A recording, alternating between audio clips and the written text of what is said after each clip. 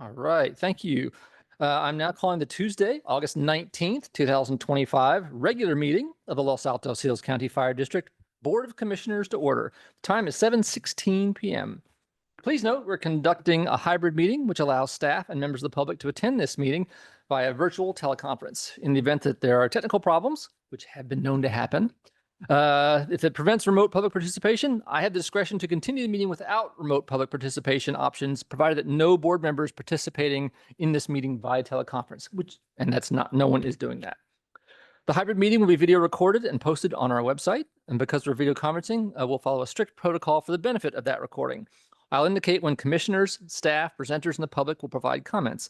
If you've called into the meeting and are not using a webcam, please state your name prior to providing your comment. And if you're making public comments and have questions of anyone, please address your questions to me, the board president, and I'll either respond or seek a response or hold the question for a future response.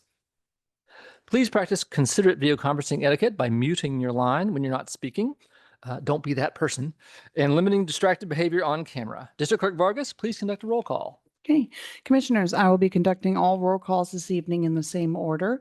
Please remember the order so you are prepared to provide your comment or vote. President Spreen. Here. Vice President McDonald. Present. Okay. Commissioner Basigi. Yes. Commissioner Present. Kadambi. Present. Okay. Commissioner Tonka. Here. Okay. Commissioner Tyson and Commissioner Warren. Here. All right, and there are 6 commissioners present. And for the benefit of the recording, I will also conduct a presenters, consultants, and staff roll call. Santa Clara County Fire Department Assistant Fire Chief Glass. Present. Thank you. Santa Clara County Fire Safe Council CEO Shallett is in the audience. Thank you. Santa Clara County Fire Safe Council Program Director Brenner Cannon. Santa Clara County HFR Project Manager Gonzalez. Present. Okay. Santa Clara County Fire Safe Council COE Project Manager Constantine. Thank you. Santa Clara County Fire Safe Council HFR Project Coordinator Capule. Thank you. Okay. Municipal Resource Group Strategic Planning Consultant Scott. I don't think is here. Community Education Risk Reduction Manager Gluhan. Present. Thank you. Programs Planning Grants Manager Woods. Present. Thank you. Technical Analyst / Project Manager Cronin. Present. Thank you. Project Operations Manager Russell. Present. Okay. Field Manager Harmon. I know he's there. I see him. I'm here. Speaking present for him. General Analyst Georgie. Okay. Technical Data Analyst Martinez. President. Thank you. Community Events Specialist Sachdeva. I didn't see her. Okay. Administrative Specialist Revlar. Here. Okay. Project Specialist Risk Reduction King Rupp. Here. Thank you. Community Risk Reduction Specialist 2 Stasek. Present. Thank you. IHFR Specialist Nazarova. Thank you. Finance Program Specialist 2 Corpus. Not Here. Oh, she is there. Thank you. Finance and IT Manager Moriali. Present. Okay. General Manager Logan. Present. Deputy County Counsel Forbath. Present. Thank you. All right. Presenters, consultants, and staff are accounted for. Great. Thank you very much. Moving on to item 2, the commission president remarks. Thank you again, everyone, for the delay. And one of the reasons why I'm speaking quickly is because every 6 months we do a meeting like this focused on the reports from staff about everything that's happened. So no one's here to hear me talk. We're here to hear them talk. So I'm just going to move right into that so we can get to that as soon as possible. Moving on to item 3, public comment. Persons wishing to address the commission on any subject not on the agenda may do so now. Please note, however, the commission is not able to undertake extended discussion or action tonight on items that are not on the agenda. Items may be referred to staff for appropriate action, which may include placement on the next available agenda. District policy is to limit public testimony to 3 minutes per speaker, unless the number of speakers requires me to impose shorter time limits. Do we have any public comments on items not on the agenda? We have one here. Alan Epstein, I live in the district. This is the 4th time I've come up here over the last 3 years to ask about improving the search engine on the website. I think it's the 4th time, but I'm not sure because I can't search on the website to find out whether I've come up here 3 times before. I don't understand why it takes so long to put in a decent search feature on the website. It's been over 3 years now since I've been asking about it. I know it's something on the list, but it never seems to get done. It really isn't that hard to do. And if you need help doing it, I know how to do it, and I can help you get from here to there. So thank you very much. Please task the organization with getting a decent search engine so that the public can find the things that they need to on the website. Thank you. Thank you. And Roger, if I may, I think we should take feedback constructively and address issues as they come up. And I do think that it needs to be improved. So let's Okay. figure out how to get going with it. Okay. I will talk to staff about that after the meeting. Okay. Moving on to any other comments online or See any online? moving on to item 4, agenda amendments and changes. Any comments from staff on this item? Anyone like to make changes to the order of the agenda? Wouldn't expect any. In that case, I think we can just move on to the consent calendar. I don't see a reason to do that. Moving on to item 5, consent calendar. Any comments from staff on these items? Nope. Great. Any questions from the commission? Seeing none. I'll entertain a motion. Will the commissioner making the motion and the commissioner seconding the motion please state your names for the benefit of the recording? Okay, I can do it. Tonka moves that we approve the consent calendar. Commissioner Kadambi seconds it. Thank you. Any discussion? Nope. Any public comments? See none? Seeing none, let's take a roll call. Okay, President Spreen, Yes. Vice President McDonald, Yes. Commissioner Basiji, Yes. Commissioner Kadambi. Yes. Commissioner Tonka, Yes. Commissioner Warren. Yes, but I'm going to abstain from 5A because I was not present at that meeting. All right. So we have 6 commissioners. The motion passes with 6 commissioners with 1 absent and 1 abstaining on 5A only. Okay, great. Thank you. Moving on to item 6, the fire chief report. This is the monthly report for July 2025. That's 6A. 6B is the July report for Station 8. Assistant Fire Chief Glass will be providing us this report. Good evening, everybody. Corey, am I going to be sharing or are you going to share the item? I can share. Okay, that'd be great. Good evening, everybody. I'll be jumping right into the report in the essence of time. No significant findings, which is always a good thing. No significant events occurred. We can scroll to the next page. And the next one. There we go. So we're a little bit off our mark where we would normally be. We're showing about 599 calls so far this year compared to last year. We're about 20 off. It's probably due to our unseasonably cool summer, which is always a good thing. Again, we're up to 82 calls for this month, which is a little bit off the pace. You see 90, 98, and 85. Again, standard distribution of calls, primarily picking up during the daytime hours between 9 and about 8 o'clock at night, and then tapering off into the evening hours. 2 incidents that were reported initially as fires. I'll cover those in the next on the map, but again, did not turn out to be fires. One was a smoke scare and one was smoke from a barbecue. 8 alarms, 1 hazardous condition, 51 medicals. This is a pretty standard breakdown of our calls. 62% in Los Altos Hills were medical. And next slide.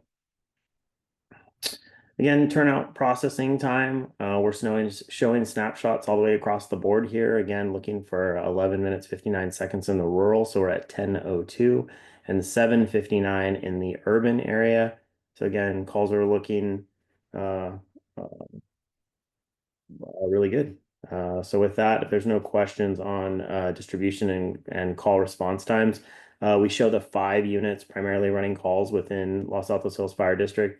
Rescue 74 out of El Monte Station, Engine 76 out of Loyola, and Engine 75 out of Los Altos. The others are responses that we may receive from Palo Alto. So that will include some of the calls that we get from Palo Alto during the Station 8 staffing when they're staffing it, and then 374 when we're staffing it. And then, of course, Engine 71, primary move-up company to cover when we have multiple calls in Los Altos Hills. And with that, I'll be happy to take, let's take a quick look at the map. I'll show you the distribution of calls throughout the district. The 2 big red dots, one in the south off Moore Drive, like I said, was smoke from a barbecue, and off of O'Keefe, I believe that's Vista Serra. Look.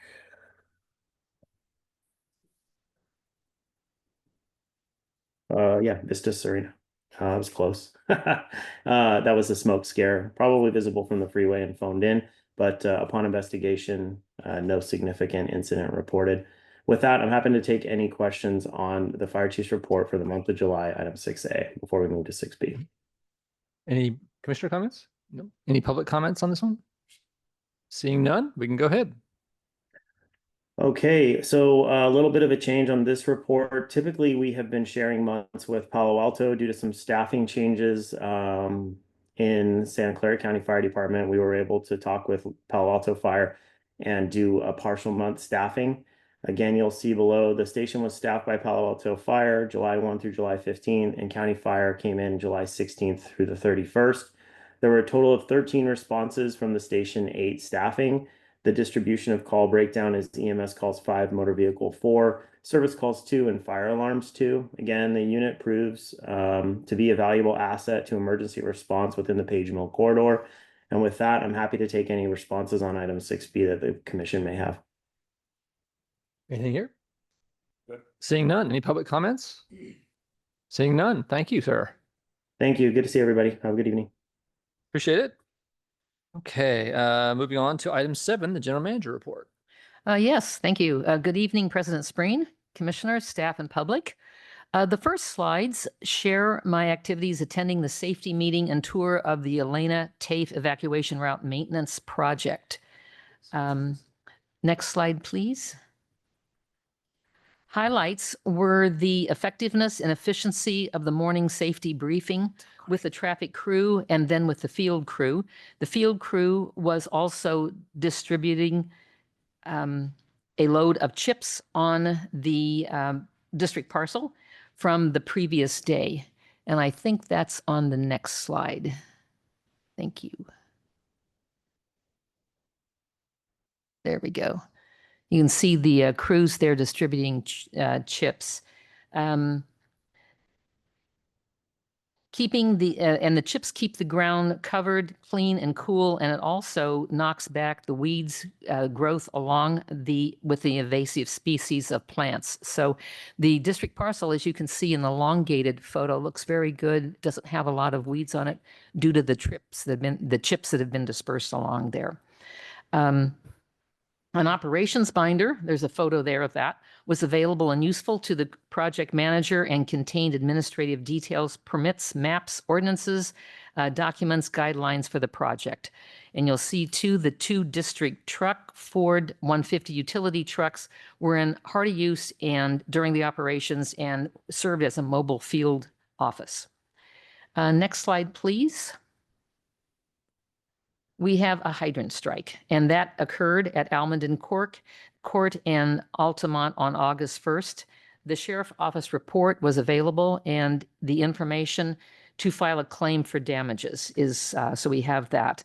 Strike was caused by a tow truck that was delivering equipment, and it backed up on a narrow roadway and struck the fire hydrant, and looks like also took down the fence. Prisma Hills Water District shut off the hydrant. There were no injuries, no damages to the trailer.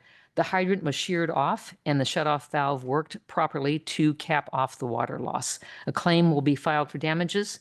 The hydrant is now repaired and back in service effective August the 12th. And then the next slide is an update quickly on Radcliffe Lane hydrant lateral replacement.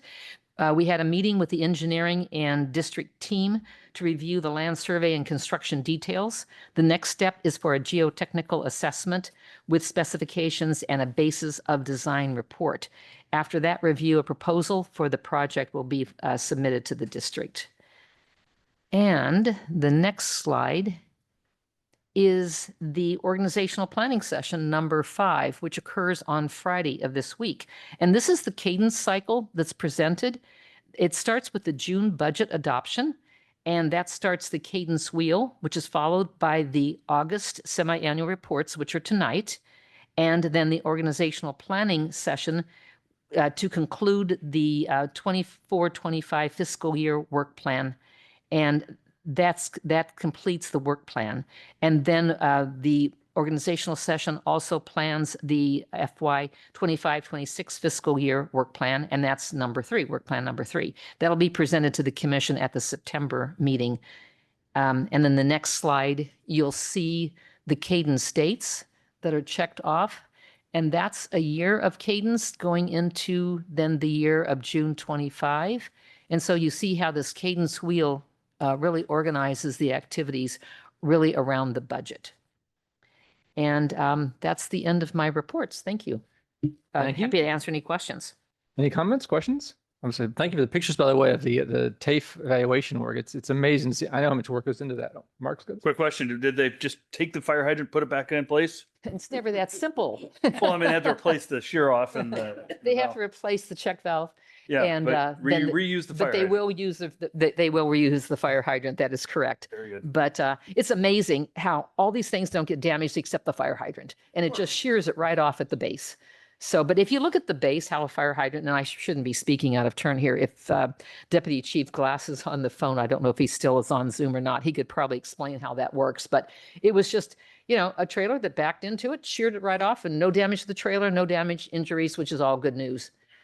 Breakaway valve. Yeah. And luckily it capped it because, as you know, those can be, once those hydrants go off, depending upon the gravity flow in Parisima Hills, everybody's nodding. Yes, we can see quite a mess. So that did not occur. Very good. But we've been lucky so far, and I'm not going to tempt fate any further talking about it. Thank you, Commissioner. All right. Any public comments on her report? Seeing none, we'll move on to item 8, which is the N5 Shield AI Wildfire Early Warning Detection System update. And this will be General Manager Logan providing us an update on that. Yes, thank you, President Spreen. The memo report, which is in the packet, provides the background section and summarizes the April, May, June, and July Commission meeting information that was provided on the N5 Shield technology. The development of the pilot program and the presentation by N5 technologists and questions and answers by the commission that was available to the public. The N5 Shield operational factors continue to be assessed. These include the N5 network with surrounding agencies, that includes the Santa Clara County Fire Department, the County of Santa Clara, and the County Parks Department, and the alert functionality and response protocols are also being evaluated. The procurement sourcing method is also under review. And staff is now developing the structure of the pilot project, and the newly formed operations services area and the prospective operations services manager will provide necessary support and capacity for the next steps of the development of the pilot program, procurement, and completion of the professional services agreement. So that's a quick overview, and that's the end of my report on the N5, and happy to answer any questions. Just to confirm that we would be participating in a already existing larger Yes. rollout that the county has already approved and is implementing. So we're not the only one doing this. There's like 40 or 50 other such implementations going in. Yes, so the county is also developing their own pilot project, and that is in the formation stage as we are, but ours is our own local LAHCFD project, Okay. pilot project. Along with your question, is this going to be interoperable across multiple regions, including Santa Clara County, the Yes. park system? And Yes. so forth? Yeah, so if you go back to the April report, there's a map and it shows the agencies, Woodside Fire Protection District, Fire Department for Palo Alto, and then Stanford Open Space. They're right now surrounding the northern boundary of Los Altos Hills County Fire District. And then that goes into the park area. And then as the county puts in their system, their N5 wildfire system, then we'll also link up with that. So it's a networking through all these agencies. We're also working with MidPen and just trying to get all the collaborators together to make sure that we know what the operational aspects are going to be. Yeah, but could you remind me Mm. what the schedule looks like for the pilot project?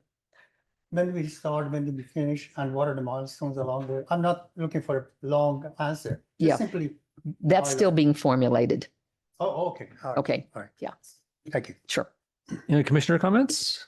So this is the only program we have that is the early warning detection, or do you have other things in the county that, work similarly? In terms of detection? Right. Yeah. Could you repeat? Are the there que- other detection systems that the county uses? Yes, there's other detection systems. They tend to be cameras. where this is not a camera, this is the particulate device. Right, Yes, And they work in tandem. right. yes, yes, they do work in tandem. Thank you. Any questions? Any public comments? Any public questions? Hello, my name is Amish Tivatia. I'm a resident of the town since 1999. Just recently took over as the chairman of the technology committee. And we are very interested in this particular topic. We obviously are very supportive of putting more capabilities of fire detection and eventually mitigation as well. What we are doing is investigating different capabilities that may exist. It's fairly well known that it takes a symphony to make these things work, right? I know there's a lot of criticism of these on-ground sensors that sometimes they don't work, but that in conjunction with other things like cameras, as well as actually a very interesting idea that one of the vendors pitched to us about imaging, real-time imaging, seems to be the right solution for the long term. So what I'm here to do is to offer our help. Again, we are a consultative committee. We don't make decisions. We don't have budgets, but we certainly are available to help. We have a lot of subject matter experts. So at some point, would love to make a presentation of our findings and talk about it. Our overall goal is to come up with a platform where you can put multiple types of sensors and then be able to provide notice to fire mitigators to make sure that they can get to the fire in time. So just wanted to come here and give you that update. Great, thank you very much. I know that the N5 presentation was given to your committee, and this is obviously a very collaborative project across many different agencies in this county. So a lot of people will be very interested in everyone's thoughts on it. So we definitely we appreciate your being involved, and we'll continue to be involved with it. Well, appreciate you being open to that. Thank you. Thank you.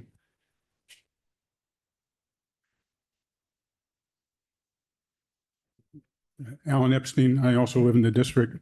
I'm sorry I missed the meeting last month. It's one of the only meetings I've missed in about 13 years. And I missed the presentation with regards to the N5 Shield, but the commission also missed the opportunity to see the 10B 1 and 2 presentation that the N5 people had put together with regards to the fire off of Page Mill Road and the one up on 280. And the fire on Page Mill Road, the sensors didn't detect until 27 minutes after the 911 call came in. And the sensor didn't detect the fire at all for the fire along 280. Based upon that, I made a few calls, and I spoke to the fire marshal at Woodside, Kimberly, I apologize if I mess up her name, Julie Assey. And I also spoke to Rich Dean, who's the person responsible for the project at Stanford. Both of these people are still interested in the sensors, but they still have questions about the ability for the sensors to detect fires and to detect them on a timely basis. And also, the county has decided not to install 50 sensors, but has decided to move ahead with a test of about 15 sensors. And they're going to place them primarily in park and open space areas. And I think that's the more appropriate use of these types of sensors because of the delays associated with them likely detecting fires. And in highly populated areas, it's far more likely that the 911 call will come in from somebody before the sensor will detect it. So I hope the district, continues to look at what the experience has been with other people and look at appropriate siting of these potential sensors. Thanks so much. Appreciate it. I think your comments are well taken. I certainly consider this to be an ongoing experimental issue, and we're trying to figure out how to provide protection in the wildlands, especially where we worry about things building and starting, we don't really have notification to them. So appreciate both comments. Okay, moving on to item 9, the I-280 shaded fuel break presentation. This will be Programs Planning and Grants Manager Woods presenting us an item. And this is very exciting.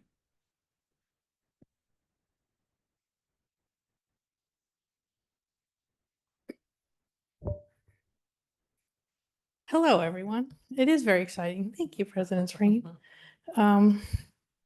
This picture in the background is on St. Joseph's Lane as you approach the Midpin open space. So in the background, you have Midpin open space, and in the foreground, I'm standing in a neighborhood.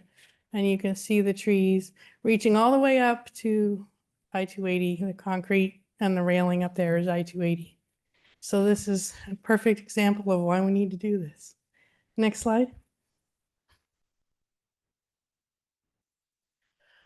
This is the good news that we've all been hearing about. July 31st, I got the email and the approval letter that our secretarial CEQA suspension had gone through under the governor's emergency proclamation dated March 1st. So I just want to take a second and thank just so many people that helped get us to this point.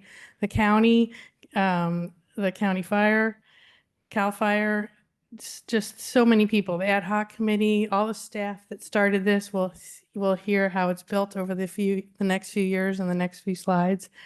It's just been super exciting. The office of Russ and the budget and the office of OBA rolling things forward. There's so many things that came together to culminate in this big milestone. So we're going to take a moment to see what the milestone means and then revisit how we got here. So the most important thing to take away from this is we are now a priority project on the governor's list in the portal, and we have moved from the county level visibility to state level visibility. And the quote that I put in here is out of the proclamation, and it talks about the types of support that we will receive for our project based on, the approval for being a priority project. And then there's a few impacts in here. You may have seen these in some of the announcements already, but we have saved money and timeline, significant amounts of finance and timeline. Okay, next slide. This is part of the report that went in as our application. These are the numbers that Jay and I chose, quick view by the numbers, to show the impact. It's 18 miles of treated highway. It's 250 acres that'll be covered. Bullet point number 3 is the one I think is one of the most significant takeaways. 101,000 traffic or commuters and cars every day. And that was from a couple of years ago. This is directly off the Caltrans site. You can put in queries that'll tell you the different exchanges and how many they've counted. And then here's the residential property value from a few years ago. You can probably be sure that number's higher. Here's our population. Here's the county impact on the population, because let's face it, there's a lot more people than just Los Altos Hills that go through I-280. And then directly adjacent to those areas are 34 miles of open space trails and Rancho San Antonio. And there's a pocket of county parks down there. And of course, there's other trails in the area. So this slide, again, is one of the primary takeaways of the things that we're protecting. Next slide. More infrastructure. This is, just more of an FYI. Those of you are very familiar with all the things that are around us, but this is what I put into the report to the state level so that they were familiar with what's around us. Next slide. Here's when the proclamation came out.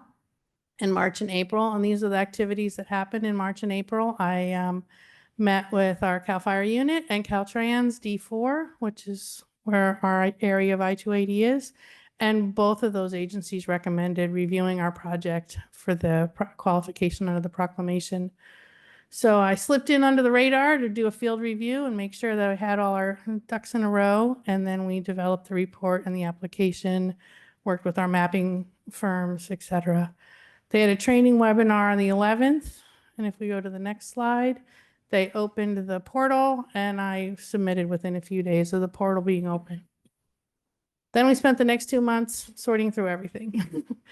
Getting the project area maps honed into what they needed, the treatments, things like that. So for example, we had originally proposed using herbicide. That treatment was deleted in our final approval. So there's a few adjustments like that happened. And then I kept as many people as possible up to date and in sync. The district updates to the commission, the ad hoc committee, and our regional partners. I meet with most of these regional partners on a monthly basis, sometimes 2 or 3 times a month, so that they knew what was going on and what we were right next to. Next slide.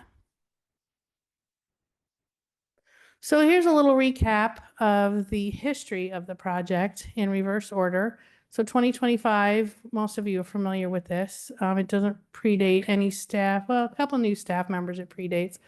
And then 2024, we're starting to recap, you know, the regional collaboration. You may recall our finance manager, Russ, talking about the budget planning and how can we, you know, entertain rollovers to keep the project momentum going from year to year, because we tend to work on a calendar year for implementation operations, but a fiscal year for the budget. So how do we keep those synced up and going?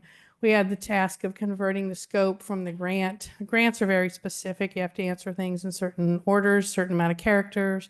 We had to convert that to a traditional engineering format and so on. You've heard some of this before. There's our contracting. You heard a lot about the contracting to get TRC on board. So next slide. Continuing on our time machine, here's our update. You recall moving it from the grant cycles into bringing it in-house. You know, thank you, Commission, for doing that, letting us keep moving forward. And there's our past years of scoping it and, you know, initially identifying it. Thank you, Denise. And lots of other folks, of course. Sarah Hendricks worked a lot in 21 and 22 on the documentation.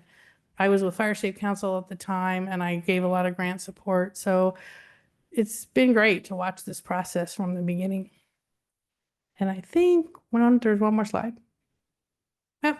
Here's the official, this is the announcement that we shared with our regional partners on our social media. Thank you, Andrea, and lots of other places, and the rest of the outreach team for a huge hustle in getting this all out to everyone. So very exciting, and we got lots of answers and response, and from all our partner agencies and the people that we announced to, they're very excited about this. So happy to take any questions. Any comments from commissioners? I'll start with Mark, since I'll give him. Right. I want to thank you, Jenny, and the team for making this happen. I mean, is the impact, the dollar saved is impressive, but more impressively is the acceleration on the timeline, which is what we really want here. And so thank you for pursuing this and making it happen. Absolutely. It's been so exciting. I saw you. I was just going to say what Mr. Martin mentioned. I'm really blown away by how competent the job over multiple years has been done, but especially by your team, but especially by Eugenia, to get this whole thing done. Now we are at the point where we can actually implement going forward. So if the implementation phase goes well, as well as the planning phase has gone, we're going to be in great shape. Thank you. Thank you. Any comments here? So congratulations, Eugenia and the Thank you. team. It's a big win for us, you know, in our district, as well as, you know, setting it as a role model for the others to follow. Thanks for doing such a wonderful job. Now we are at the state level, so great. Exciting. We're the first project in the county that's been approved under the proclamation. I'm going to make 2 quick comments. I'm going to make one is that one of the reasons I wanted to have this spoken about was people don't realize how much effort goes on behind the scenes to make this happen. They say, oh, you're just in this project and got a proclamation, but there is someone spending many, many hours making this happen. It doesn't come out of nowhere. And also seeing the years of effort that's put into this, there's a lot of stuff here. The other thing I just want to point out that I will try to remember is 18.6 miles. When people hear we're doing a project and we say it's big, they don't understand 18.6 miles of work is almost impossible to picture. That's how big an effort this is. And that's what I want people to think about. When we talk about the big project we're doing, that's the number that sticks in my head. So any public comments on this? Seeing none. Danny online. Okay. Thank you very much, Eugene. Really appreciate it.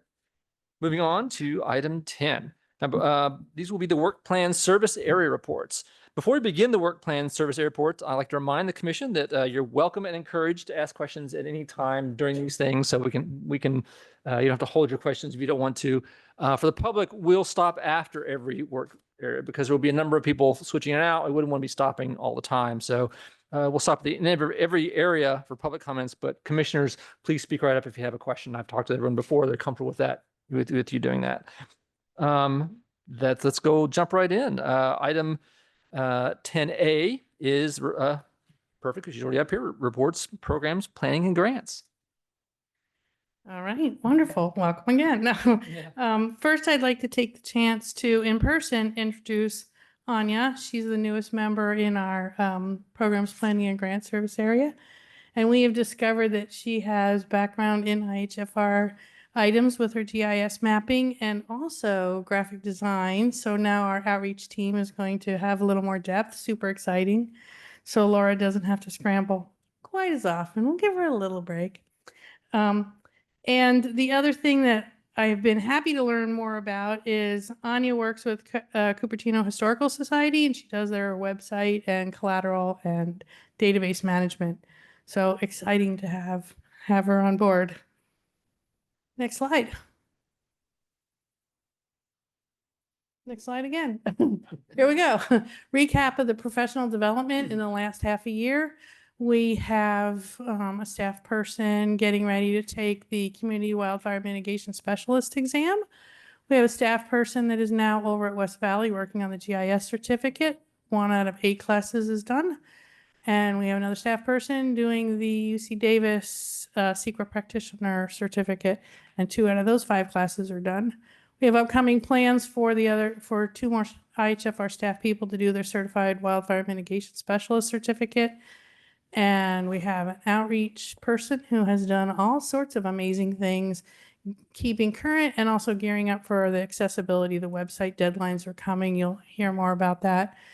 So we're getting background in that to make sure that we're as compliant as possible as we move forward. Next slide. Here's an update I'm sure you're interested in, the Flashy Fuels pilot project, what we do with this one. So some of this went out on consent in June, you might recall. And what we do with this one is we survey approximately once a month all the evacuation routes we've already done. And we're looking for areas where the flashy fuels have gotten above 6 to 12 inches. And the last survey we did, we had not found any of that. But one of the really excellent pieces, which we weren't expecting that we found, is people are taking care of those parcels now themselves. We went into areas that we were expecting to find things on the fronts of parcels based on when we did the evacuation routes the first time, and they're mowed and they're cleaned up. So the momentum is working. This is that was a great unexpected finding. So very exciting. Next slide. The final foundational document has been updated. You may recall you've heard about these sporadically. The CWPP Annex 4, the chart of services were completed, and now we have this one completed. The staff will be able to see that on Friday, and if there's any errors, we will fix those and then take it to print. Our goal is to have it available in September for you at the meeting. Next slide. On to planning. Here we go. We are planning evacuation routes already because, as you heard from Russ last month, they accelerated when we have to turn in the budget and when we have to put drafts together. So that means we accelerated what projects we want to do so that we can put them in the budget. So quick recap, 6 of these are maintenance projects in 2026. One of them is an initial project, and then we also put in the fire emergency access roads in Q2. That's what we've been calling we've started calling it the emergency vehicle access because that's the name of the ordinance, but I called it by its old name here so you would recognize it. Out of the 18 roads that there are, 3 of those are public. So we're going to go ahead and treat the public roads as we sort out what the legality and the proper use of funds are on private roads. So we'll at least pick off the 3 that we can. So next slide. Project planning update. It was hard to decide where to put this one.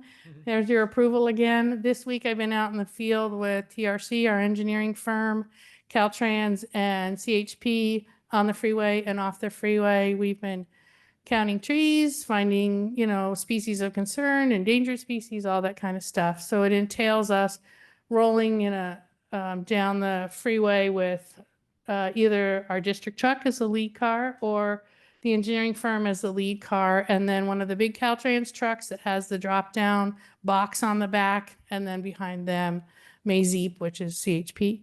So if you see us, that's what we're doing.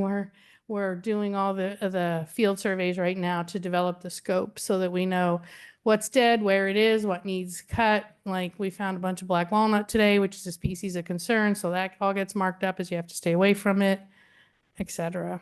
So I do that till Thursday. And then the district organization meeting is Friday.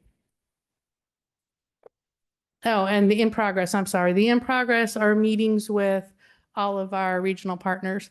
The significance here is that in the proclamation project area, I included a small portion of Midpin, which is just outside the district on the southern edge. I wanted to make sure that the community strategic fuel break actually touches all the way to I-280, so you've got the connectivity, but ironically, it's right outside the district on the southern end.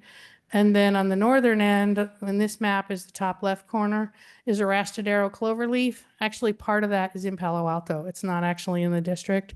So I've had conversations with Palo Alto on how to get that corner treated because it doesn't really make sense to treat half of a cloverleaf. So that's what the in progress meetings are about, is how to overcome the political boundaries and do what makes sense geographically. Okay, next slide. On to grants. We have 2 items, and I just got the other item after the slides were put together. So this is the Hidden Villa grant. It's a recap. I worked with their grant team to get the wildfire prevention grant application submitted on 8/26. A lot of collaboration there. They've got some new staff, very skilled, and these are the areas that they want to treat, and that's the lower part of this picture is part of the community strategic fuel break. So they have now treated much of the lower structures and done their defensible space, and they're reaching up into the foothills now to touch and start to connect the acres in the community strategic fuel break. No word on when they'll hear. We requested CEQA for the acres, all of the acres of the community strategic fuel break, and we requested funds to treat the area that's in this yellow polygon. And then the backup plan for CEQA compliance is to support an application under the governor's proclamation for all the acres in the community strategic fuel break.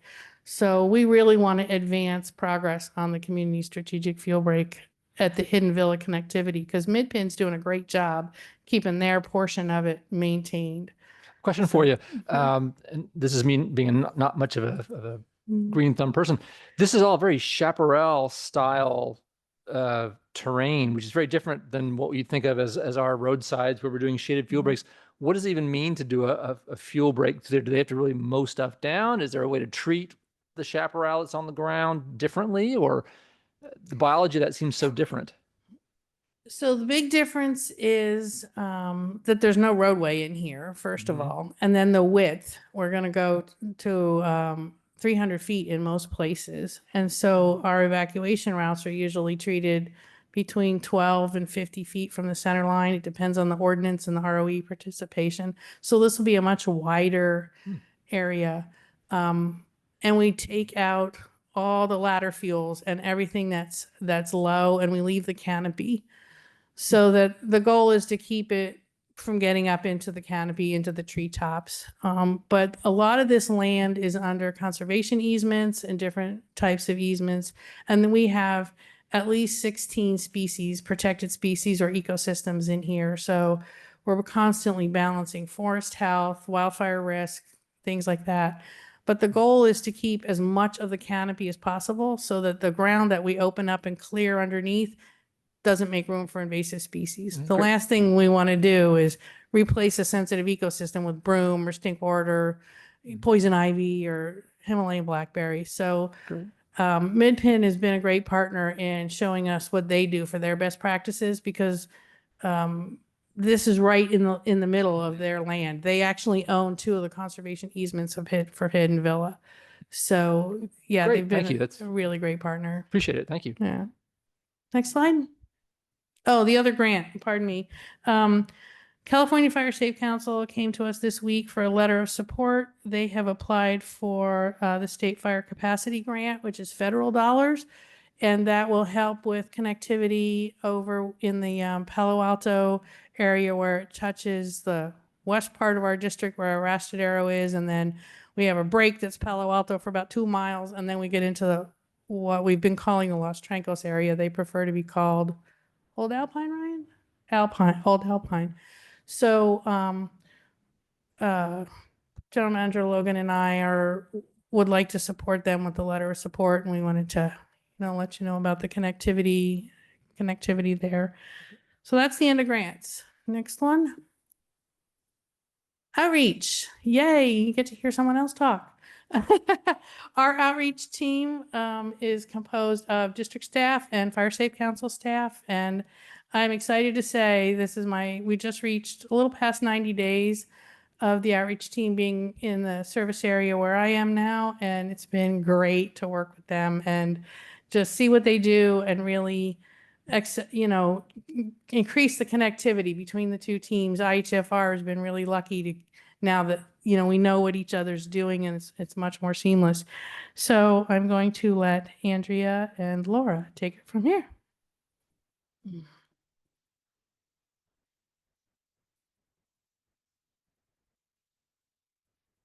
Great. Good evening. Next slide, please, Corey. So as we have a full evening, Andrea and I are just going to highlight the really newsy, exciting bits of what the outreach team has been up to for the last 6 months. And hopefully we don't bore you too much. So as you know, we've always done a mix of print and digital promotion of emergency preparedness info and wildfire safety for residents. You may have seen our ads in the town crier, and we're working on something new. So Corey, could you hit the play button? So at long last, the district services guide is being test printed this week, and hopefully it works. If not, it was a video flip through of it. Of course, it doesn't work. It's okay. It worked on my computer, but that doesn't mean anything with all of the technical bits today. Oh, yeah. See, so it is a real product. This has been a huge team effort across the entire district as we looked at how to curate the entire website and also additional information that we haven't even included on it and put it into a format that we can get into residents' hands. And unlike our previous print ads, which were really just funnels to get residents to come to our website, this was one way that we could reach people without relying on them to use the internet to come to us. We're sending it to them. So it's far more accessible. We hope that it won't rely on users' technical skills in order for them to get critical information. There are links to the website, but it's really an all-inclusive guide about our programs, the benefits, and other safety info that we really want residents to have. So coming soon, it's really, really exciting, and we'll be able to get our hands on an actual print test very soon. So next slide. And I'll hand it over to Andrea to talk about some of our social media highlights. Good evening, everyone. So this slide highlights resident engagement through our different social media channels. Engagement is when they stop and view something, they click like, they share it with someone, they save it for later to read. So our highest performing post was on Facebook, and it was a recap of the second annual Community Wildfire Preparedness Day, which was on May 3rd this year. And it achieved a 52% engagement rate, which is a clear indication that residents respond strongly to community event coverage. And then on Instagram, the January newsletter post generated a 30% engagement rate, while on Twitter X, our post promoting Wildfire Preparedness Week saw an 11% rate. And then on LinkedIn, the reminder about Defensible Space Vegetation Removal Drop-Off Program earned just over 8% engagement. And while it's not shown as a visual on this slide, Nextdoor's favorite post was a congrats to Hidden Villa on becoming a recognized Firewise USA community. And it was shown on 498 different screens, and 4 people thanked the post. So altogether, our outreach across all platforms resulted in over 10,000 impressions and reached more than 4,300 different residents. And these numbers show that timely, actionable content continues to be the most effective in driving engagement. Next slide, please. Now turning to newsletters, this remains one of our strongest tools for direct communication with different residents. Our monthly district newsletter now has 230 subscribers, and this is up 17.9% from last year. Performance metrics are also very strong, an open rate of nearly 76% and a click-through rate of 17%, which is well above industry benchmarks. The top links for the newsletters was the 2025 Preparedness Guide, which we'll review in more detail later on in this presentation, and then alert SEC signups and videos on defensible space and fire smart landscaping.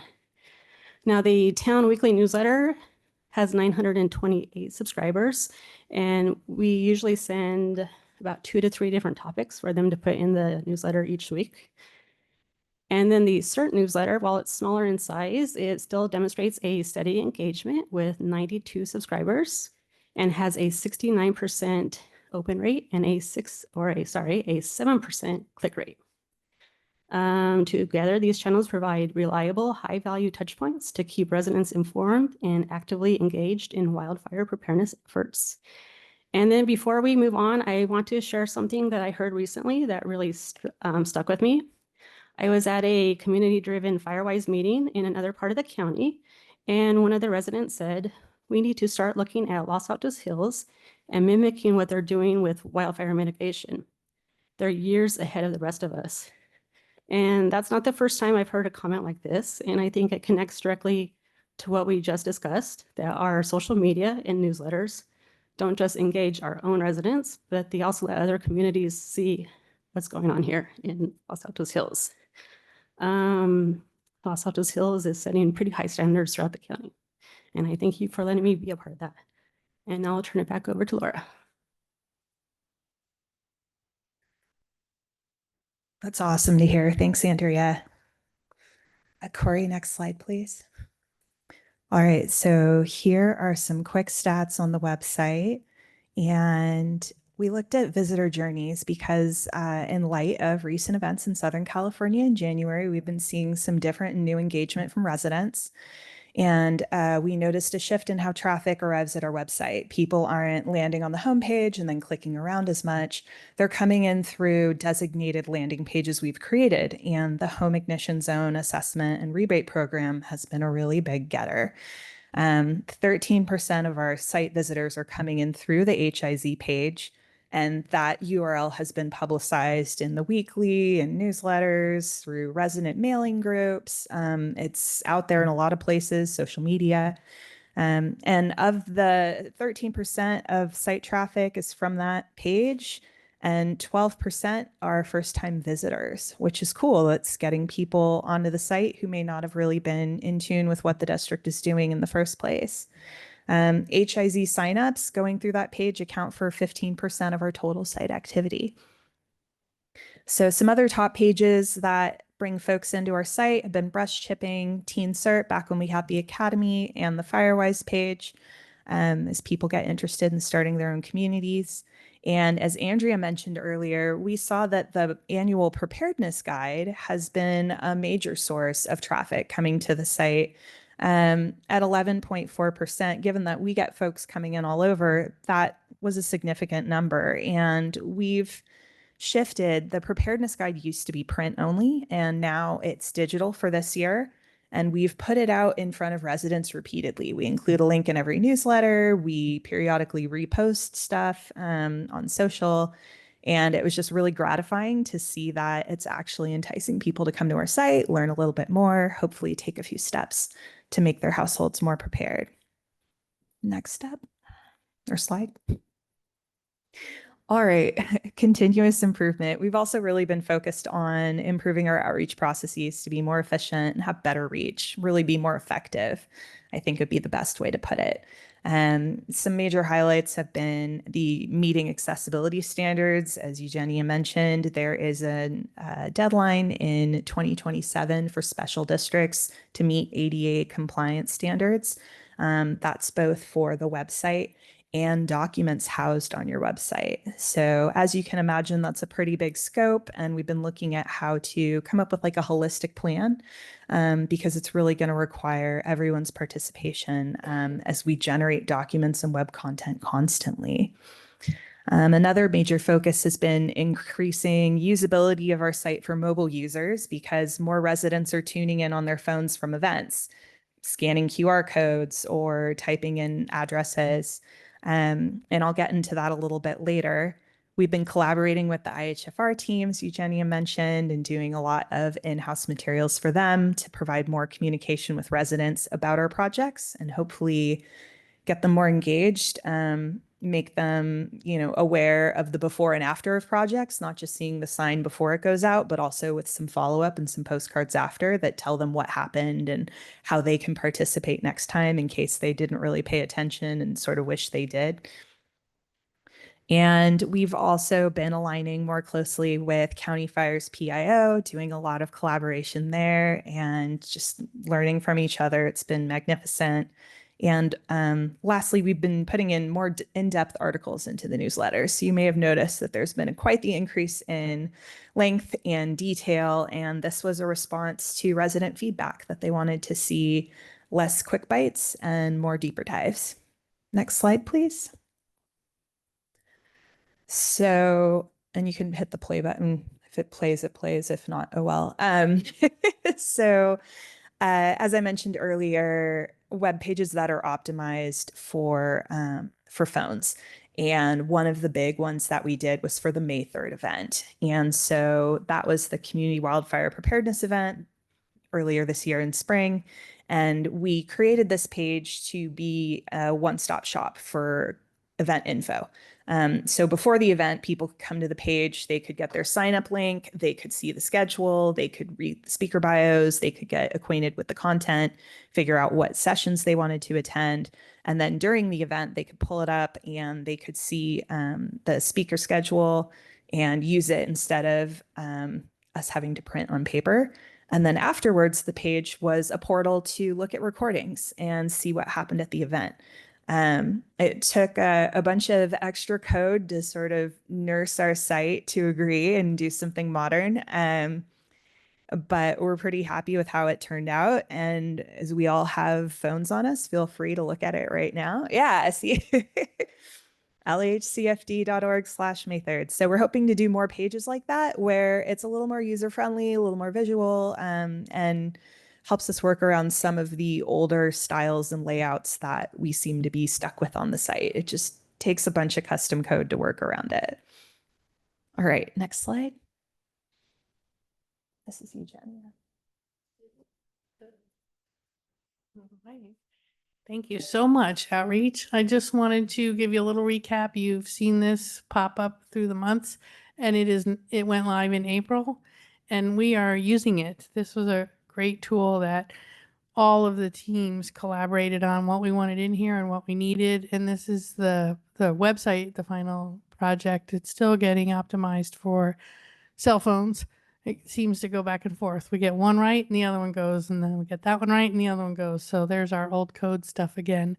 The main takeaway tonight for this is regional partners are using it, particularly Central Fire, and the CAL FIRE Wildfire Prevention Grant.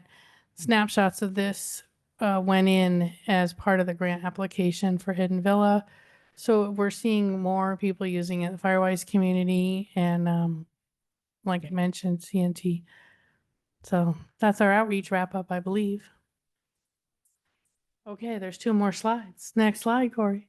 Oh, I'm pitching it back to you. Oh, that's okay. This is a very text-heavy slide, so I'll give you the cliff notes. Basically, a lot of what Outreach does is behind the scenes. We support other groups as well as deal with very public-facing deliverables such as road signs, collateral, postcards. And so we put together a list of things that we do that support other teams and the district district-wide efforts. And we just wanted to illuminate that, we're here to help. And then next slide, please. And don't worry, this is the final. We also have our own care and feeding that we do. That's some of the less glamorous tasks where it's weekly recurring tasks or monthly maintenance, helping the website limp along, and just overall, our goal has been to really improve entry points for residents this year to get them more information, whether it's in print or on the web. And it takes a lot of little touches across the board to accomplish that. So hopefully I've illuminated some of that, and thank you for listening.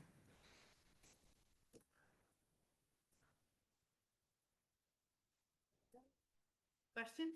Outreach? Thank you for doing amazing work here, and especially with community outreach. Since I'm actually a treasurer for the Hills 2000 for the Wines and Wines, I would love, your community outreach to enter the October 12th. That's the date. So.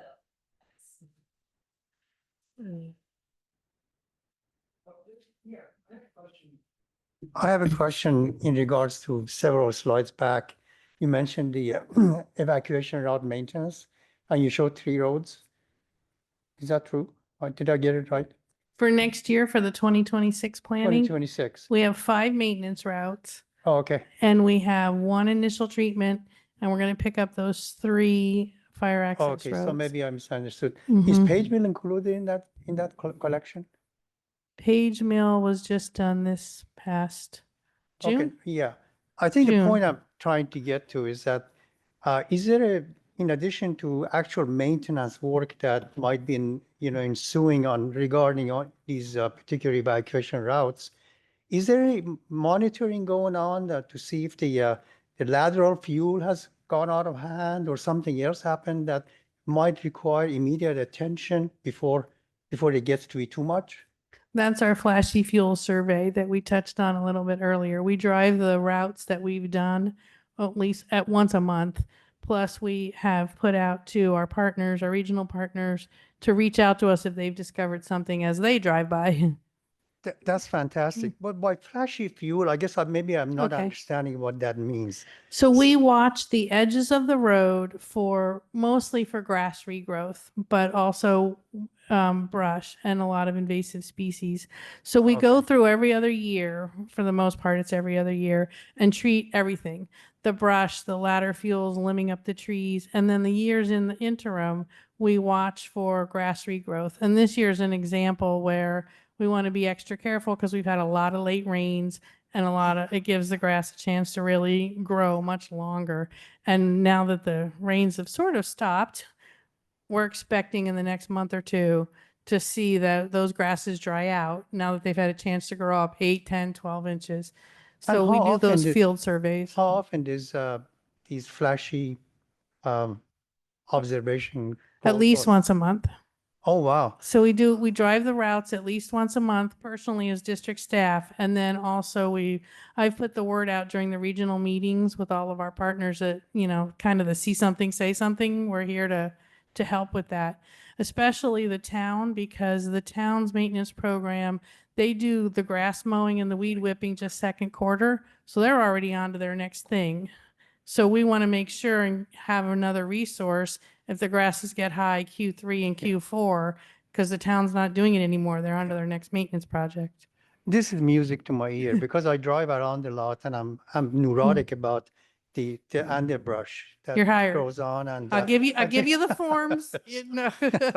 So the fact that you mentioned this is going on as often as it's going on is just an amazingly comforting news. I hope that we can broadcast it to the community so that they know that there's somebody looking at all this stuff going on and we are on it, so thank you so much. You're very welcome. Great question.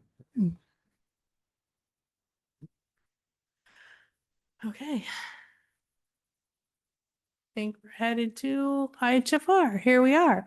So I disallowed Harmon from coming tonight so that he couldn't sneeze on you and catch his illness. So he'll be reporting remotely and hybrid. And I'm happy to have the IHFR field operations semi-annual reports. I'm also going to take this opportunity to, Barbara's online. Her car decided it wasn't coming tonight, so she's also online. And I'd like to introduce Tony. He's been mentioned, and here he is. He's been added to the district team on the Fire Safe Council side, and he's, absorbing everything like a sponge from Barbara and Harmon and Ryan. So I believe that we have chipping next slide. And Ryan's going to, and Tony are going to present this one. Mhm.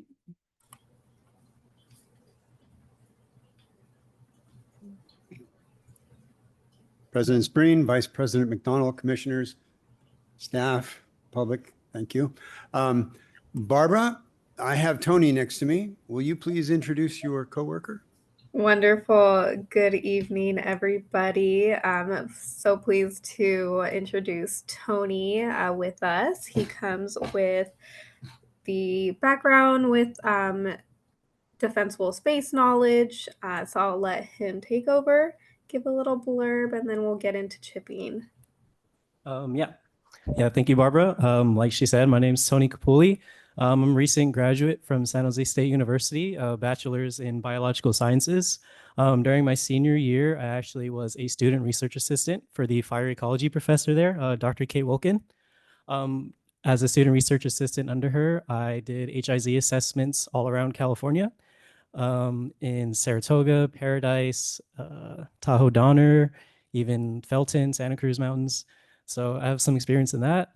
I also worked simultaneously on a prescribed burn site in Santa Cruz State Park in Wilder Ranch. So yeah, a lot of experience around wildfire. I got to see the good fire that we do like, and I got to see the not so good fire that recently hit Paradise a couple of years ago. So I got a good experience, ready to share my skills and bring it to Los Altos Hills. Thank you. Wonderful. Thank you so much, Tony. Okay, so I will go ahead and present the first few slides. Here we are looking at our chipping metrics. So we can see residents served in 2025 throughout residents served, cubic yards of brush chipped, the volume itself, and then the average cubic yards of brush per residence and per property. All of these trends do seem to be going up in 2025 for the most part, with the exception being 2023 because of that windstorm that caused a lot of brush fallen and damage. So we have a high participation rate. We're also seeing a trend, high volume overall, and as well as a high volume per person per property. What if you would like to go to the next slide? So we're just diving into the residents served for 2025, but you can see the trend from the previous years, 24, 23, and 22. Again, we're noticing the trend is getting high, with the highest participation rate in April at 147 residents served. So we can see highest number of participants in April for that single month during Q1 and Q2 for this 2022 to 2025. And then if we go on to the next slide, thank you. So again, you can kind of see that 2023 retains the title kind of winner for the weather-driven participation and volume, but 2025, is gaining traction for the first half of the year. So yeah, most participation in April so far. So we are getting happy repeat customers, residents, and great feedback overall. Then I'll hand this over to Ryan. Thank you. Corey, our next slide. Thank you. All right. So if we were a business, this is our cash cow. This is our number one product, and it is growing. You'll notice at an incredible rate. We have The number of products, of items that are going, the widgets that are going out the door, were up by 40%. Our customers are returning. They are coming back at a growth of 20%. That 2023, well, if we look at 2022, when we first started out, we weren't public yet. We were still privately held, we'll say. And look how we have grown. That 2023 number is always going to be fun to watch because that was just an exceptional event, and we'll compare future significance events to that. But as a truly maturing product, it is growing well. We're getting a lot of recognition and participation. Look at those numbers, up by 211% since 2022. That's fabulous. Next slide there, and we'll see the same information just graphically, of course, with my conifer in the back there just to help add that. See that 2023 sticking up there by volume? That certainly was affected, but look at the general trend in 22, 24, 25. You can see we're on a very nice trajectory in getting a lot of fuel out of Los Altos Hills. So it is a great program and highly effective. All right. With that, any growing program is going to have some changes. So I'd like to introduce Eugenia to tell you about those. So, you have your work cut out for you, Tony. You saw those numbers. Tony's going to join chipping until we get him ready for evacuation routes because we got a few of those coming too. So we wanted to make one shift as we continue to re-examine how we're reporting these. You see that we're reporting half a year at a time with the volume. We've shifted away from the half a year reporting for the satisfaction surveys. So we'll be reporting those on an annual basis because it's a much more apples to apples approach. The satisfaction shifts around a little bit more dynamically with the seasons. So we'll do 1 year at a time, but it doesn't mean that we aren't reviewing these frequently, which is what our second header is. We look at the residents' registration notes and comments every week at our weekly tripping meetings, which is our team and the Fire Safe Council team together. We meet every Tuesday morning to see how many people and what we're doing and if there's any comments or things that need reached out to. And we review the satisfaction surveys monthly internally. We have a tiered escalation process that we've been using for the last couple of years. And there's 3 tiers, whether it's just a generic question, can we redirect them to the website or answer the question quickly because it was just an inquiry or they didn't get their confirmation email. And then we have tier 2 and tier 3, which are concerns, challenges, things that didn't go quite right. You might remember from last year, we had a fence that got backed into that we had to put the chain link back up. Small, minor things like that, but we redirect those tiered responses to the staff person best able to answer the residents' concerns. So that could be any of our IHFR team or any of Fire Safe Council based on, the address, the concern, those types of things. So it's not that they're not getting reviewed frequently. It's just that we want to give the overall satisfaction ratings on a 12-month cycle instead of 6-month cycle because the seasonality is impacting kind of conclusions that we could make from that. Mm-hmm. Next slide. Hey. All right. Chipping. Thank you. Questions on chipping? Yes. I just want to say that number from 480 to 580 from year to year is wonderful. I mean, I'm one of those in both years. I think there's 100 new people presumably come in every year. If that's, as people learn about HIZ and learn what they need to do to their houses, the more it becomes a habit. That's just super. That's who caused the growth. No, thank you, Ryan, for taking away my problems at home. Thank you very much. Okay. Are you out there, Harmon? You sure am. And good evening, All right. everybody. All you. Thank you very much, Eugenia. Good evening, commissioners, staff, and public. Sorry I couldn't be there in person. Eugenia forbid it. So I'm here presenting from the digital space.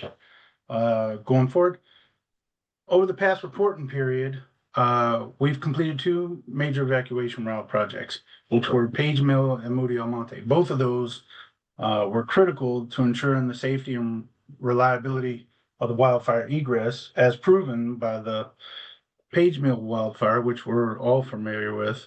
And our work, shall we say, was tested and passed on that. And in my humble opinion, it proved the value of the work that we're doing. So that was really nice to see.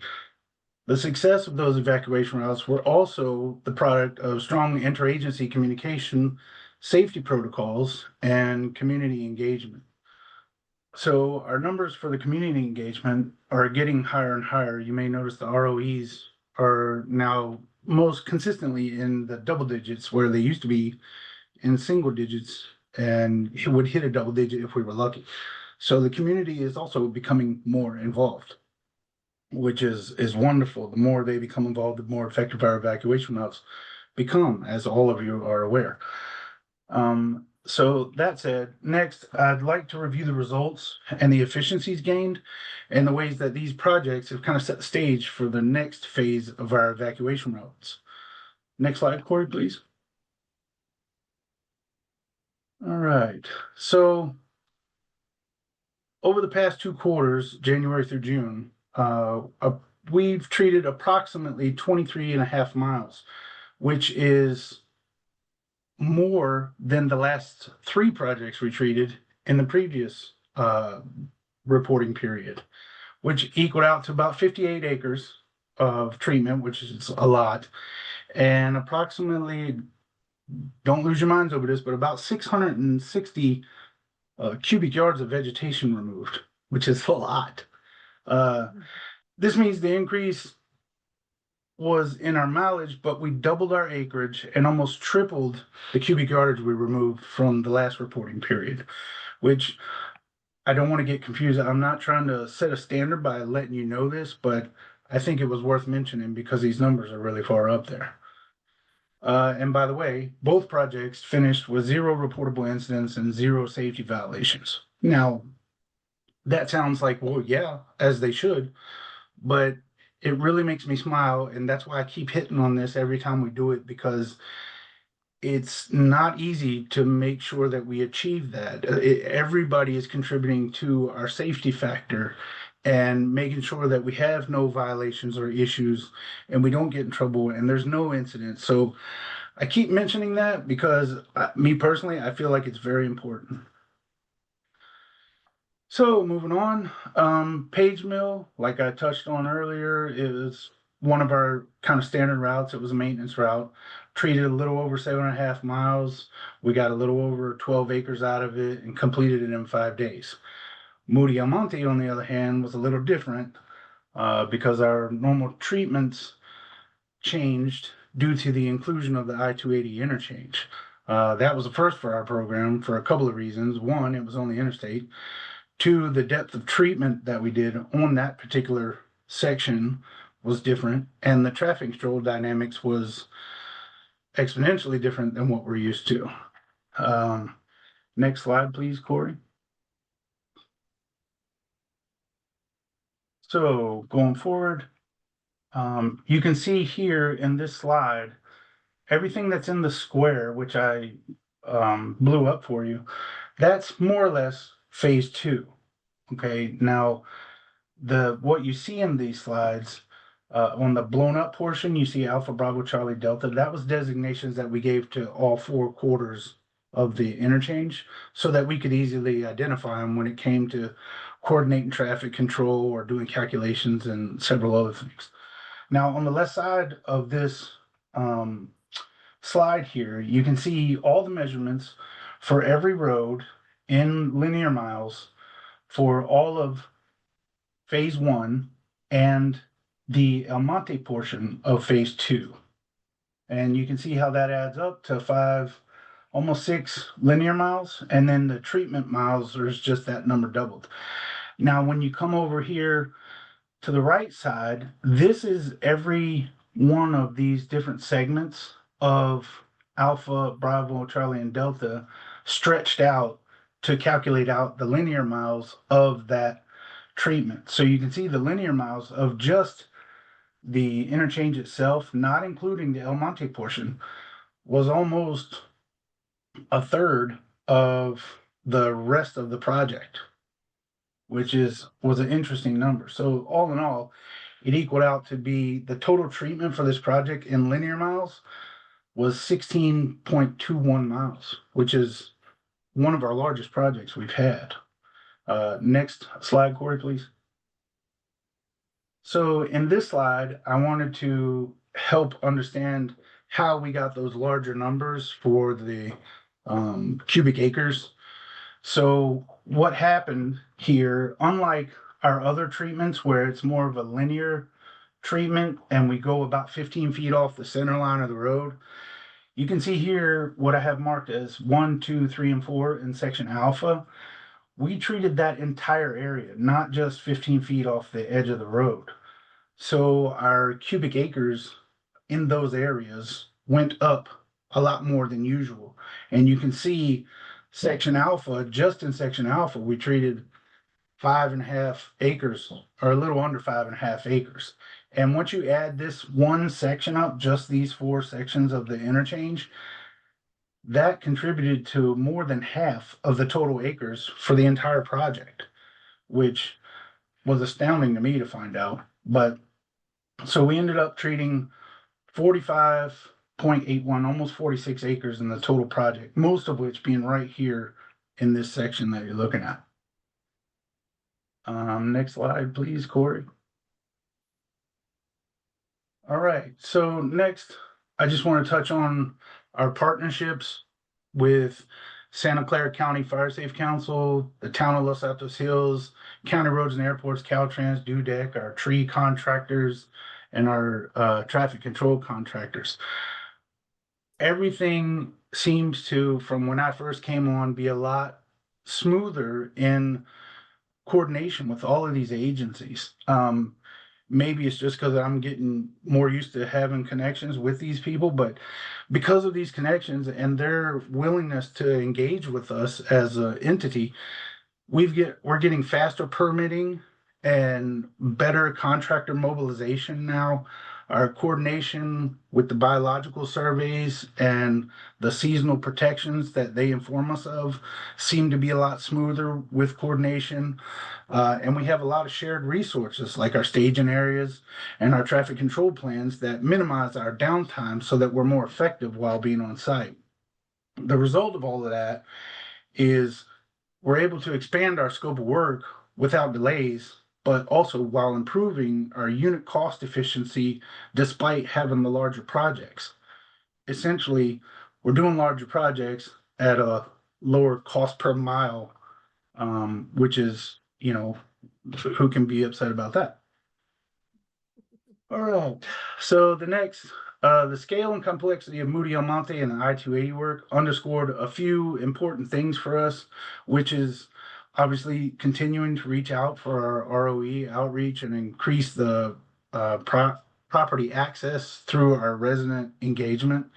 Also, so that you guys are aware, your money's going to good use, because using the GIS-based mapping skills that I've learned, and since you guys have approved me to go to school for it, I'm able to calculate more accurately the vegetation that we're treating along the routes that we're doing. All of that calculation that came from the interchange that I mentioned previously came from driving the vehicle and looking at the mileage, but also verifying on geosynchronous maps that are in the ArcGIS program and using that to calculate everything that you're reading in front of you. So your money's going to good use, or at least I think so. Also, maintaining environmental safeguards such as riparian buffers and nesting season protocols was another one of those things that we're getting smoother at, and it's working better and was proven during the Moody Almonte work. These lessons that we're learning, we're well positioned for our next projects, which are more Summerhill coming up in September and Robledaburg coming up in November. Next slide, Corey, please. So in conclusion, pretty much the first half of 2025 we proved to have the capacity to scale our operations while maintaining safety and environmental standards. With the continued support of the public and our commissioners, we plan to maintain this momentum and ensure our evacuation routes remain clear, safe, and ready when they're going to be needed most. So that concludes my report, and thank you for listening. Thank you, Harmon. Any comments, Commissioner Shea? Oh, please. Impressive report, impressive work that was done on Page Mill, El Monte. And I think what I've noticed is just a citizen driving. I find the intersection or the interchange safer as I go up and down those ramps, better lines of sight. I can see the other vehicles. So it's a benefit, an unintended benefit, I think, is actually increased vehicle safety too. Any comments? No, just thank you very much. Yeah. I like to draw people's attention. In the packet, there's a memo about like the Page Mill Moody project, and it reminds you how much work goes into before it. Because a lot of times you see these, you just think of the end result of the stuff carted away. If you see how much lead up work goes into these are very long-term projects. And so we mustn't take it for granted. So when I see that they get completed on time with 0 incidents, that's just a real congratulations to everyone involved with that. So thank you. Thank you for that.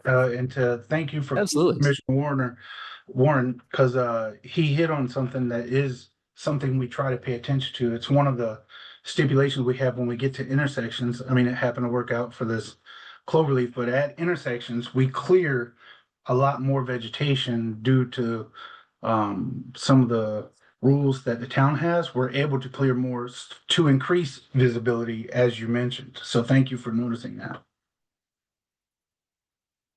Maybe I add a comment as well. Please, If I of may. course.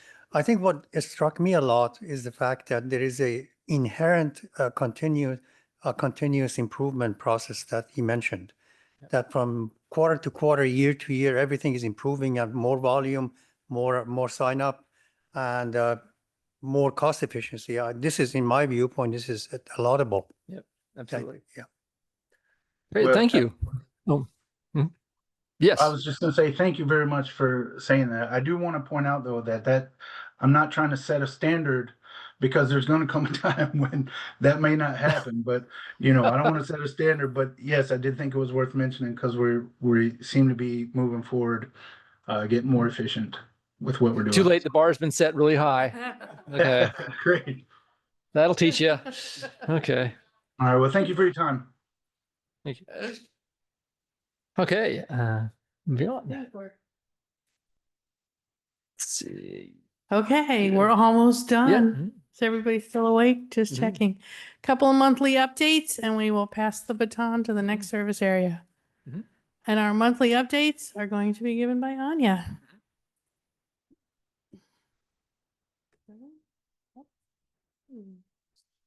Thrown to the wolves in her first meeting, having to present. Oh, this is. All right, eeny, meeny, miny, moe. Come on, who's doing chipping? Chipping, come on, Ryan. Oh, the chipping up. Here we go. Again, hello. So chipping continues to accelerate. We have, as you see, there are 100 registrants right now. We have, historically, we were around 60, and we have been maintaining easily over 100 every month. It will probably dip during the holiday season, but that's about the only time we see this go down. We are right in the middle of our current service window. Barbara, are you still on with us? Do you have any numbers to date? Hello. One moment. Okay. September registration is open. We're getting people registering early. We get people that will register for like 3 months in a row because they have that much going. What is the largest diameter of branch or We limb have that can be increased chipped? that. How observant. We have gone from 4 to 6, and I believe we're at 8 right now. Wow. Is great. Many of our contractors are purchasing brand new equipment that easily devours more than that. So fortunately, we've been able to address anything that's been placed out so far. Can I make a Thank you. comment? Of course. Well, I'm one of the beneficiaries of what you just described, because we had about roughly between 300 to 400 cubic feet of stuff that you guys ate up in July. And some of the branches are about this high, this big. I'm not kidding. They're 7.5 inches, perfect. Yeah. Absolutely. Fits right into our standard, right on that webpage, says so. You're thinking about, for me to pay to get this hauled out is just mind blowing how much free service we're getting. Thank you. Commissioner, I'd like to thank you already because you have paid for that. And that we highly recognize that it's not a free service. This is a prepaid service. And people, I'm really glad people are taking advantage of it. We recognize, this is our service, and that's our job. Barbara, by chance, you have an update on this month's? How's it going out there? Yeah, so August we did actually complete all work. We are running back just for some missed piles, but we have 99 people completed. And then in September, we have 80 reserved with a few weeks left for registration. So I'm sure that will go up as well. Fabulous. All right, so we doubled our registration. The one that didn't do it this month must have moved to the next month. So. Excellent. All right. Questions on chipping? Nope. Thank you. Thank you. There you go. All right. Good evening. So first of all, I'm happy to report that the Elena TAFE evacuation route maintenance was finished last week. Great job, Ryan. So I was able to be there for the first 3 days of this project on site. And that was my first time actually seeing one of these projects happen in person. And I was very impressed with how fast everyone gained momentum. Even in just the first few days, we really got the ball rolling with getting those safety meetings done, the safety briefings, and then getting right to work on the roadside. So over the course of 6 days, about 5.1 miles of roadside were treated. That's including both sides of the road. That amounts to about 251 cubic yards. And actually, the slide is incorrect. Over 200 cubic yards of chips were produced as a result of this work. And those were distributed at the district parcel, and then the rest were sent to recycling. Could I have the next slide, please? So since this was an initial treatment, there was a lot of work to be done, lots of limbing up and weed whipping and trimming of brush and stuff like that. I'd like to draw your attention to some notable locations, including the foliage removed from the juniper bush on TAFE. And that bush looks very different now. There's a whole bunch missing from it. It's much less prone to fire. There was also several piles of downed limbs and ladder fuels that were cleared out. So everything is much cleaner now. And of course, there's also overgrowth trimmed, especially along pathways. So it's both safer and also, I would say, much nicer for the pedestrians trying to get through there. And so in those locations, you can really see the visual impact of this project. And there'll be a report telling you more about the volumetric data and more before and after pictures. These are just before pictures. And you'll be able to see much more about that then. Could I have the next slide, please? I'm also happy to report that we're making good progress on the Mora Summerhill project.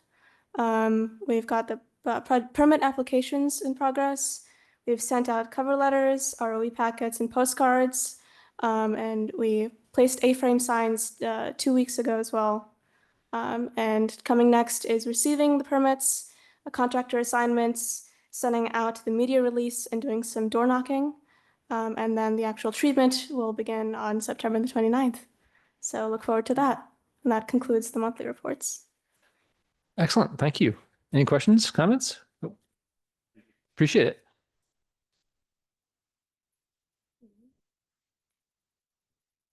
Okay, so I think that's the end of our reports, programs, planning, and grants section, which is a big one. I will take any public comments on all this stuff here.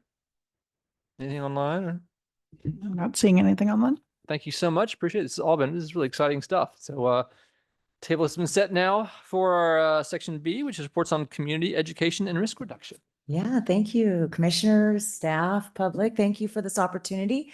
Community education risk reduction. I'm just going to start out with our, this is our, I'll have Dee come up here too. Or are you going to do it from there? Okay.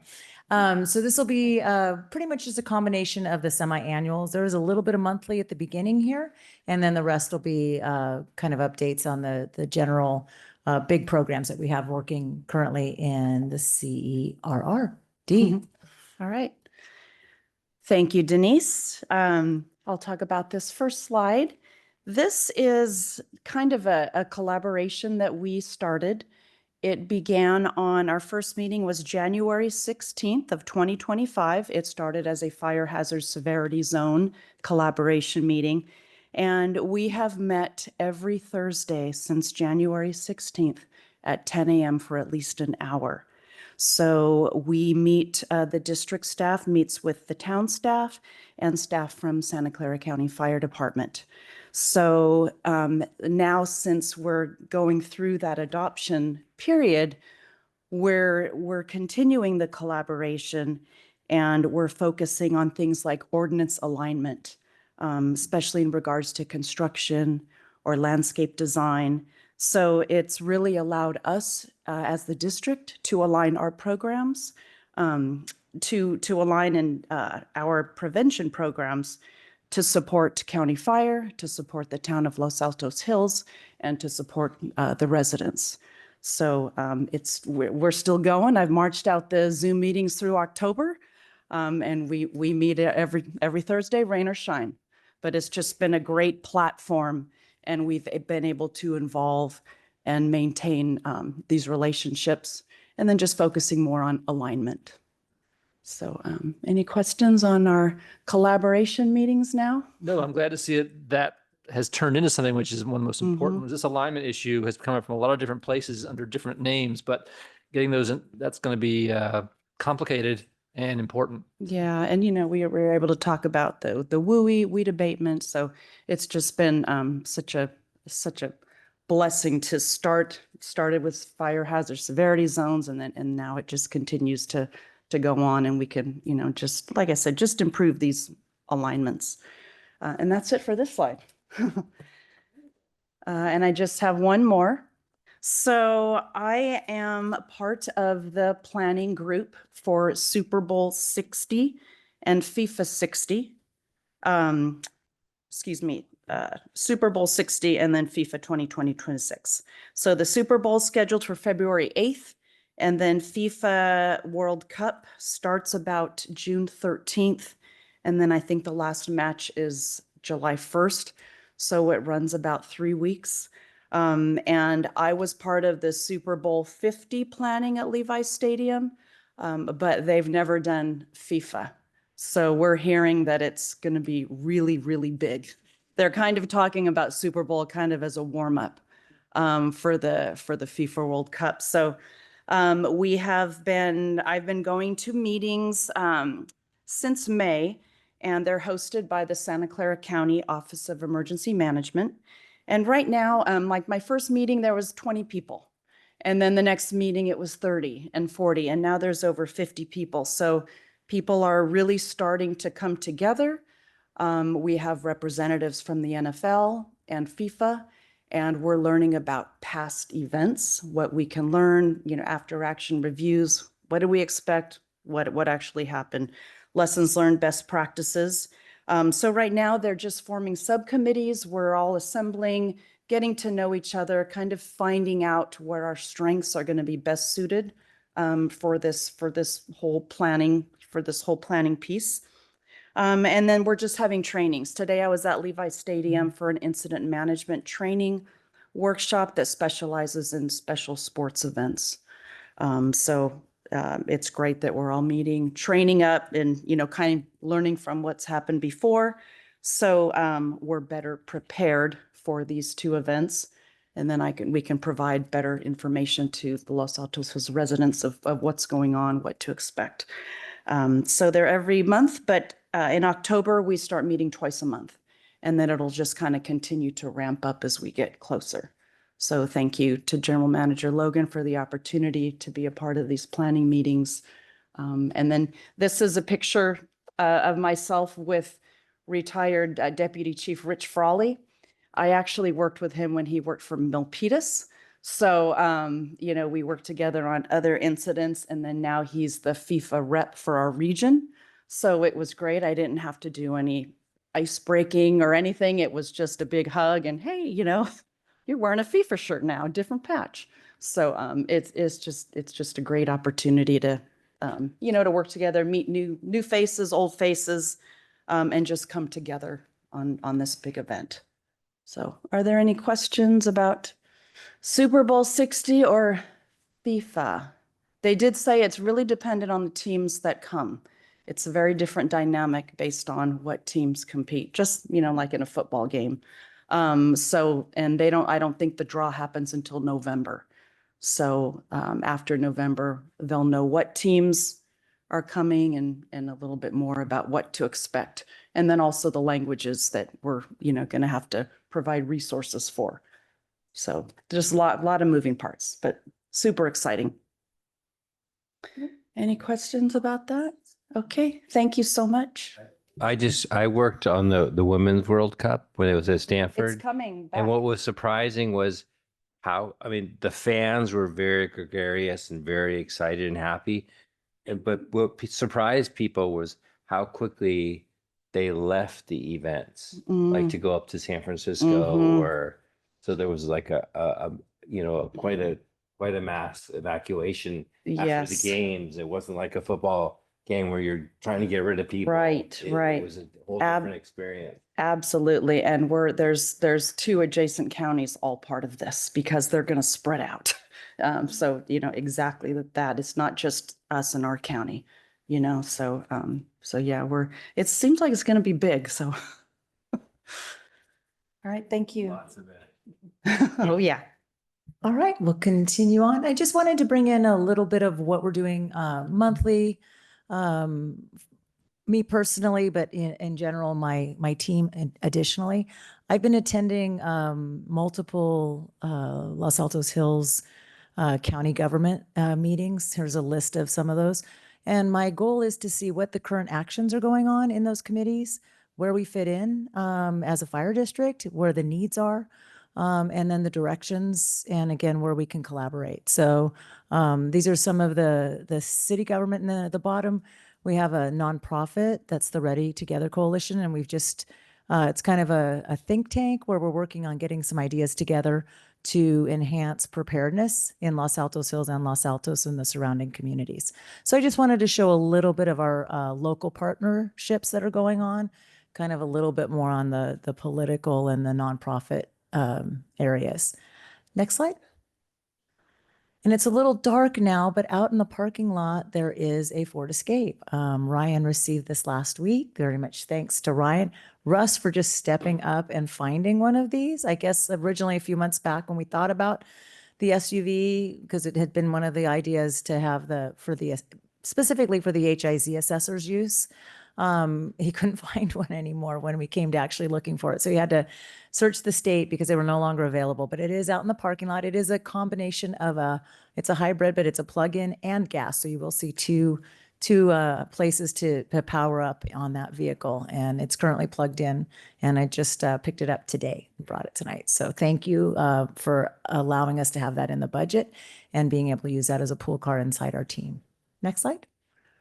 So that's kind of the end of the monthly. I'm going to get into some of the bigger programs again that we have in the service area. One of those obviously being Firewise, really doing a great job out in the community. We have, as you can see, the map, there's a lot of green. My goal was originally to have the map all green in about 5 years to 7 years was kind of the original goal, because start with a low hanging fruit and climb your way up the tree. I'm in the climb your way up the tree now. So it's a little harder to get these going. But I really want to say that the community has stepped up. We had just had our 8th community recognized Neighbors Taking Action. Was if you know the Zone Haven or the Genesis Protect language, that was SCC 001, which is an unincorporated area of Los Altos Hills generally. Again, a little bit different needs in those areas compared to some of our areas like Sherlock Road. And actually they're changing their name to Cordia vineyards, which I guess is originally the land plot, and there was a vineyard in the early 1900s. So that Sherlock name will be changing. And we also had a new application opened since our last meeting in Old Alpine and Foothill Orchard, which is in that center portion in a combo of 11 and 12. So those are all new areas. They have the stripe slashing on that. And again, I just wanted to kind of put a perspective around Firewise. Our first recognized community was in 2022. So if you look at this graph, we had 1. We doubled that in 2023. We jumped up to 6 in 2024.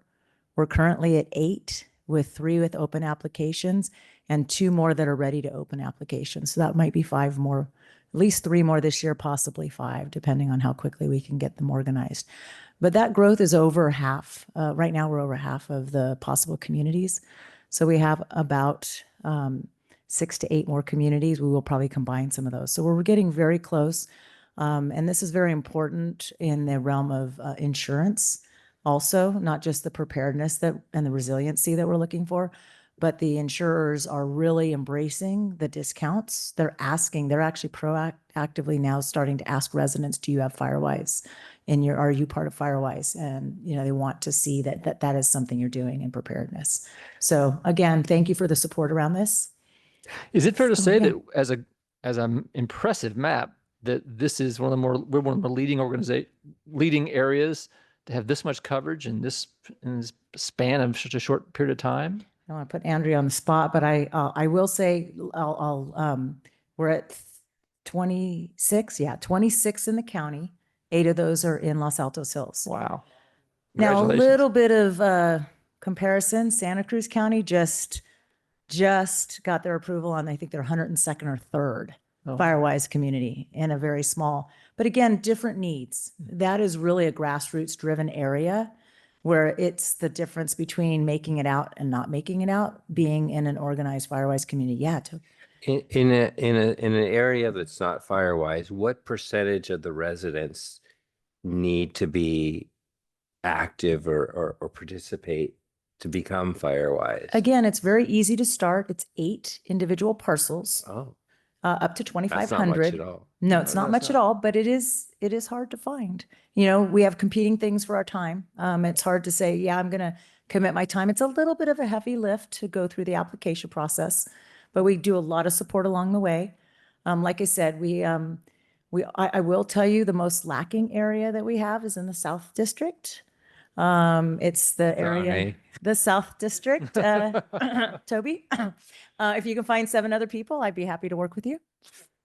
No, that being said, it's funny. I was at an EPRC meeting and all of a sudden the light bulb went over someone's head that was attending and they said, well, you only need 8 people. How hard can it be? And I said, exactly. I'm climbing the tree and grabbing the fruit. A low hanging fruit has been picked, so now it's a little bit more work to incentivize people. Because again, we don't have the same needs as Santa Cruz County, where it's really around survival in Santa Cruz County. This is around preparedness and resiliency. And yes, a better outcome in the event of a fire. The education piece is what Firewise is all about. And then it ties so well in with the HIZ and the chipping programs, because as people realize they need to do vegetation mitigation on their homes, those programs are also, getting the benefits of that, especially the HIZ program, because it's very in alignment with what people want in that education piece. So thank you. Yeah.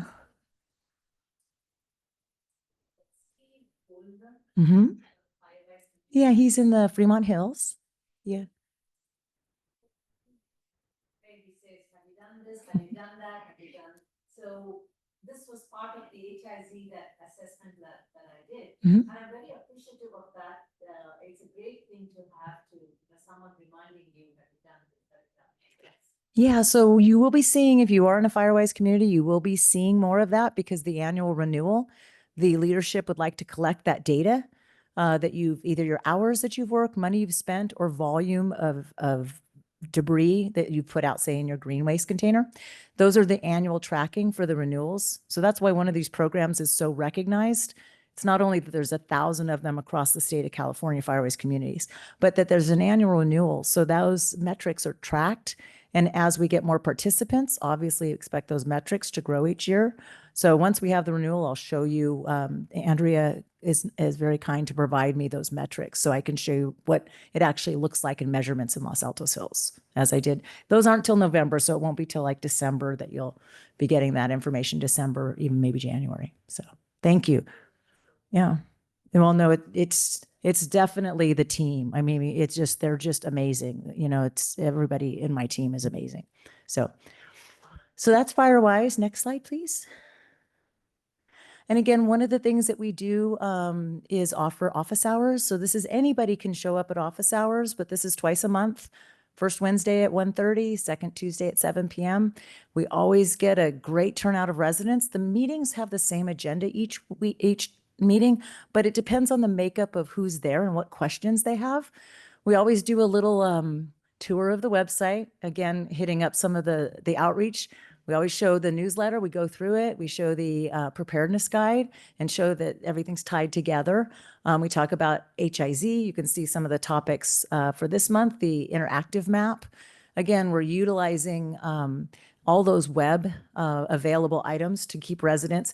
And also when we have leadership on here, that's a FireWise leaders, they can disseminate that information down to their residents in emails like Steve is doing, because we don't manage those individual FireWise communities. Their leadership or their leadership board does that.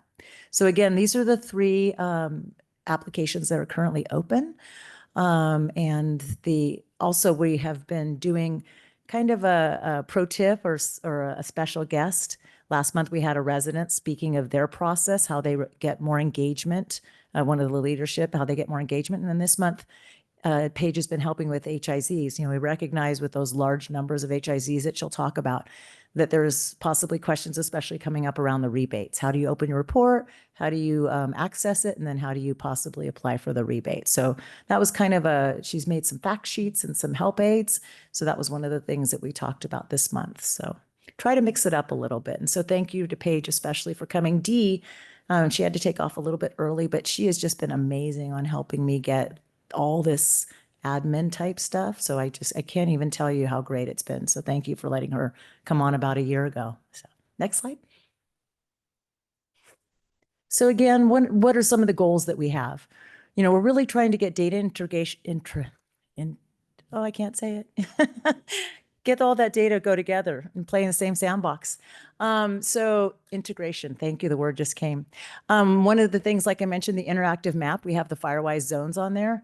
So one of the things that Paige is doing currently is after a FireWise is done, she's taking that information and here's your report. And by the way, you happen to live in this FireWise community. If you're interested, let us know. So we're doing some cross advising and I guess, again, passive advertising for both programs, both directions. And again, developing more of the modeling.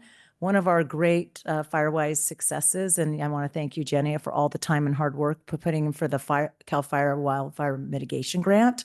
That was one of Hidden Villa's goals on their FireWise 3-year goals. So if they, even if they don't get that grant, going through the process, seeing all the information that they've learned and the amount of growth that's happening inside these FireWise communities for education, even though they're varied levels of education, it's super cool. So again, we're trying to also help with insurance, homeowners insurance. We're asking the residents to change the narrative. Most of them are afraid. They say, if I just don't rock the boat, I have insurance, I'm going to leave it alone. But we're asking them to change that narrative, to reach out to the insurers and let them know that they're doing proactive steps to become more prepared, instead of sitting back and saying, you know, I'm not going to say anything. Saying, let's say have you go ahead and tell them why you should keep me insured over somebody who's not doing the same amount of work. The HIZ gives them great documentation around that also. So anyhow, next slide. Some of the things we already mentioned on the outreach team. We had the very successful event back in May as far as presentations and speakers that were available. And then secondarily, additional outreach material. And thank you for Laura and the outreach team for getting all of that either pre and post listed on the website. So if anybody asks, I need some education, go to those past events. There's 5 hours of great talks. And again, Dr. Swain is a climatologist. So again, super relevant. So recommend that people go and visit that if they want to learn something else about either the 0 to 5 feet. Thank you for Fire Safe Council and Amanda for speaking around that. And Ryan talking about some HIZ, frequently asked questions. And then Joel Lesher is from the United Policyholders and always great speaker on insurance and homeowners insurance problems. Next slide. Here's just a photo collage of the some of the people that attended. We had a great turnout on vendors and some of our also partners. So here's some of those pictures here. Next slide. Again, some more. Everybody's looking at all the, the various, opportunities we had. This was right when the LRA maps was a big discussion too. So that was one of the things that was interesting. Next slide. And then as usual, we had goats again this year. I know this happened back in the beginning of May, so it's a little bit past news. But again, we had the goats here from approximately, they arrived around May 7th, left around May 15th. We have a report coming out soon about their grazing and what's compared year to year in the metrics from Jackson. He flew his drone again. We are looking if Hidden Villa gets that grant of it, hopefully expanding the goats into Hidden Villa, maybe hopefully as soon as next year, cross our fingers. But it'd be nice while the goats are here if maybe we can extend their stay and run them across the street. So next slide. And I'm going to go ahead and stop speaking. If there's any questions for me, I'm going to turn it over to Paige. Nope. All right. Guess not. Paige Russell, thank you.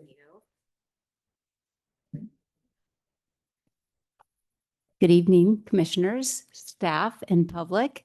It is my pleasure this evening to review the last 6 months for our HIZ assessment program and rebates. Is it just me or does January seem like a long time ago?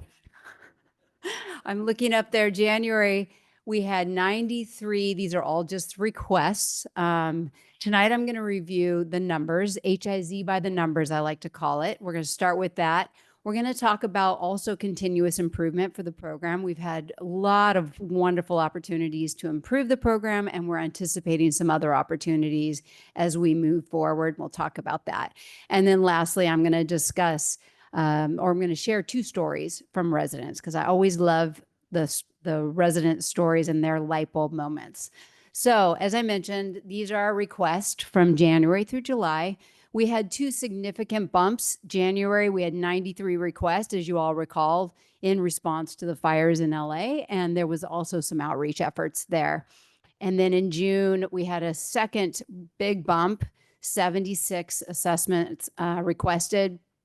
And that was due to the LRA map adoption conversations, as well as outreach efforts. So just great to see. And then, those other months are no slouchers. It's an average of 1 a day. So it's definitely kept us busy.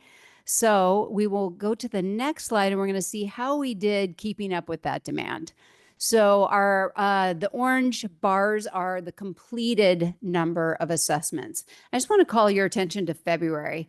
All hands on deck. Ryan, Harmon, me, Barbara, all went out and we conducted those HIZs in earnest, 59. So that remains to be the record month. And then March and April and May, you can see the numbers kind of go down a little bit, and that coincides with our evacuation route hardening. We also have our staff, they just have way too many talents and they wear so many hats. And so chipping as well plays a big role in some of that fluctuation.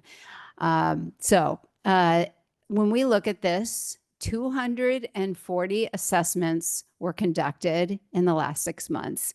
And as a reminder, I just look back at February's semi-annual, we had done lifetime 140.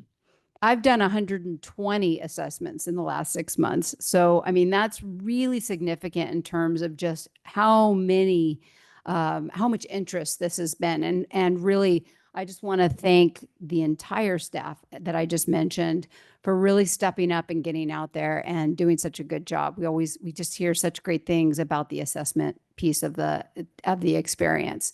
So we'll move to the next slide if we could, real quick. And this just shows by staff.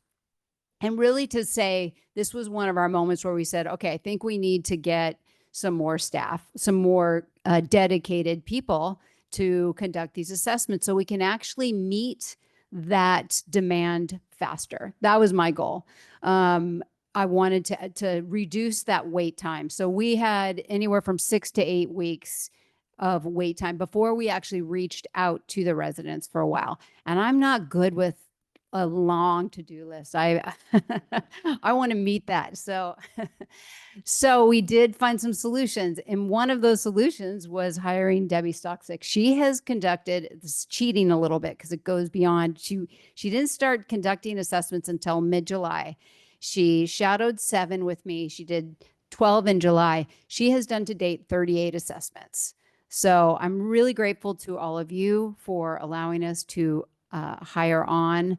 And then we also, the Fire Safe Council in earnest has been looking for somebody. And of course, we've already met Tony Capule. So we're so excited with your experience to have you on board. And this is really going to also free up Barbara so that because she really is wearing many, many hats. So we're excited for all those things. So next slide, please. Let's talk about the money. 2 rebates were processed in July of 2000, and we've done 47 rebates since program inception, 105,000. So back in February it was 75,000. And this is one of those things when we're looking at the tea leaves and we look at all those assessments we've conducted in the last 6 months. I'm kind of like, okay, where's the tidal wave of rebate requests? Because they have 6 months to process that rebate. So that's something that we are currently planning for. So I'm going to talk about that. But before I talk about how we're anticipating that gap and how we're going to fill that, I do want to talk about some other program improvements that we've made just on the assessment side. So next slide, please. All right. So this is a term that we use in the fire service common operating picture. I'm sure we use it in business too, definitely in the military. And if you remember back in January, we didn't have access to the FireAside software. So, and it came just in time that we did get access. We started to learn how to access it, how to all see it.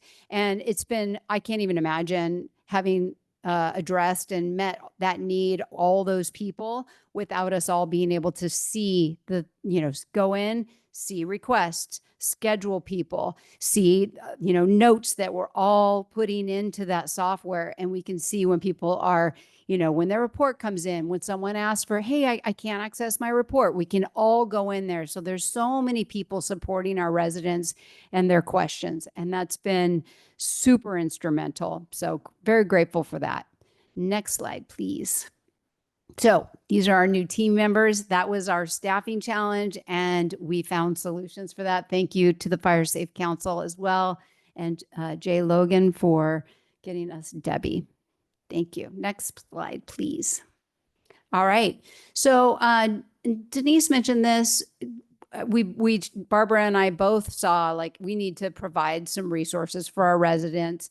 The advisory is a great document in terms of it really shows legally what the program is about, what the limitations are, what the rules are, et cetera.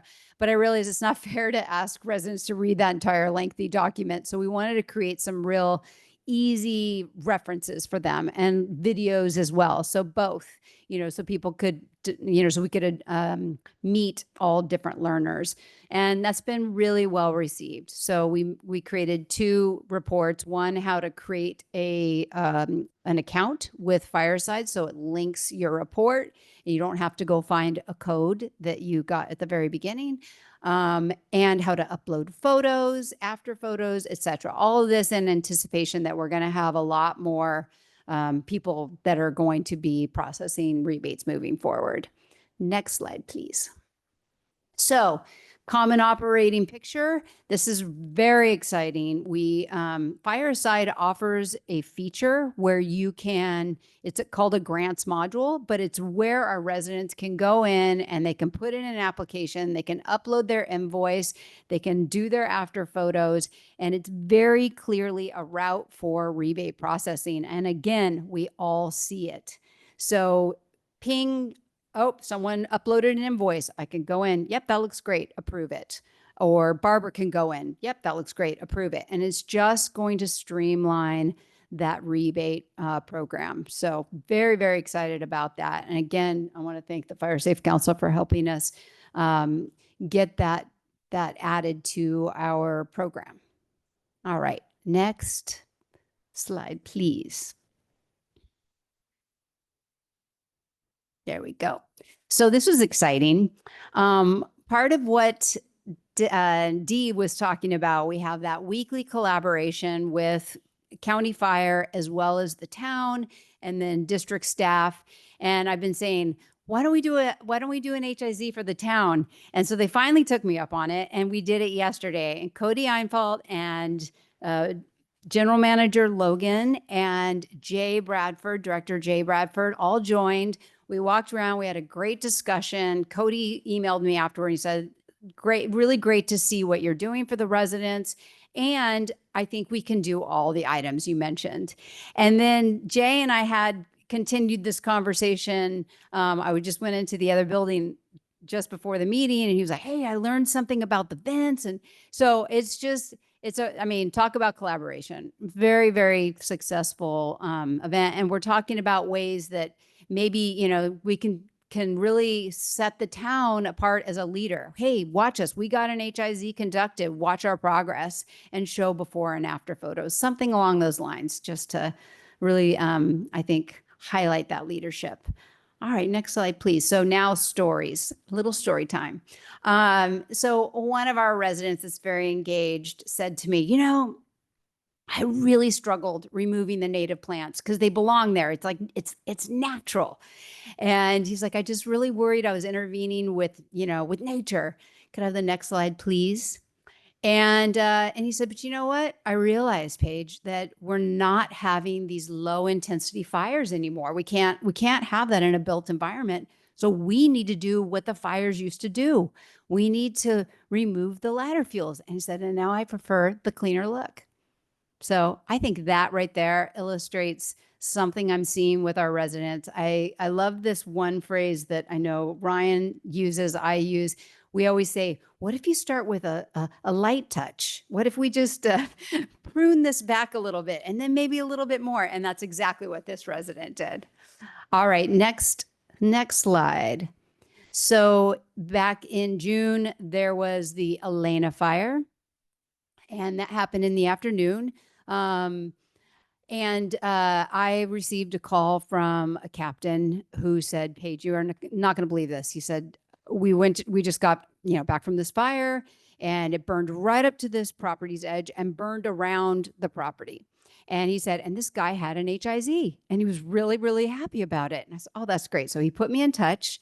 And this gentleman is an engineer. And what he said to me was, well, first of all, let me just start. We're standing on the property from our vantage point, and the fire is where all that black area is. That was all about 4 feet of grass.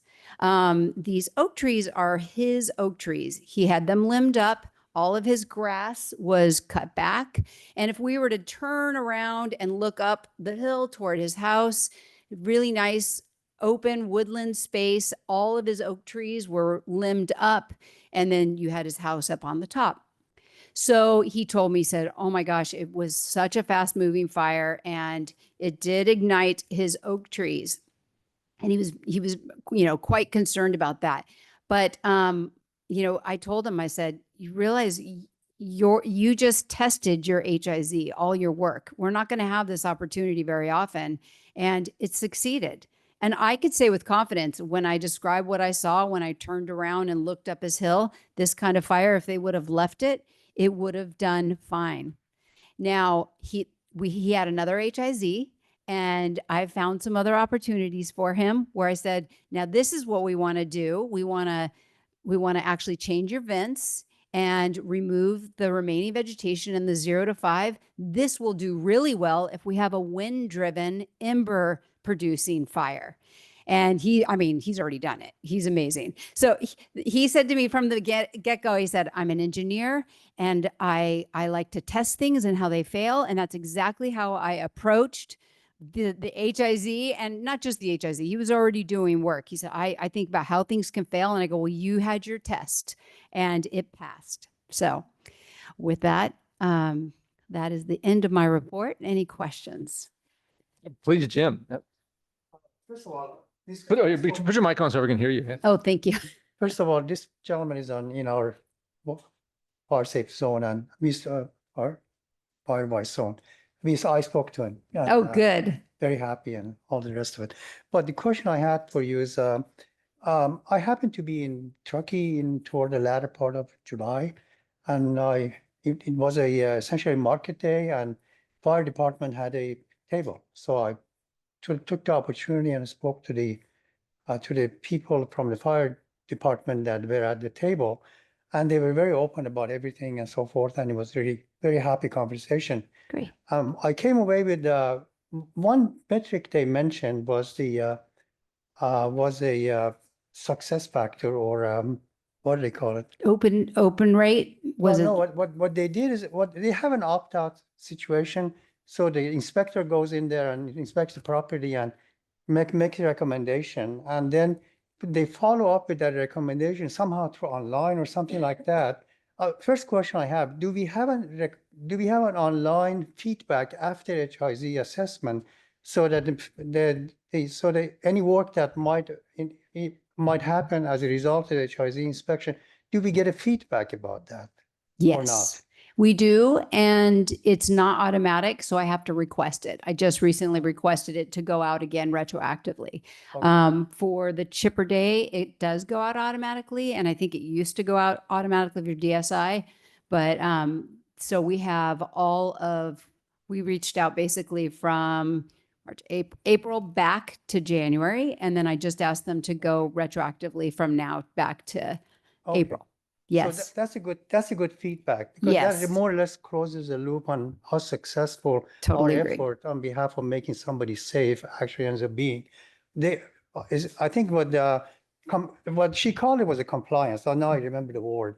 And she said they only had 10% compliance. Mhm. So in order, they would go through all this inspection and only 10% of the people would follow up. So that's pretty low. It is, but I mean, I would be curious to know how that compares nationally. And remember, that's an enforcement agency too. That's important to remember.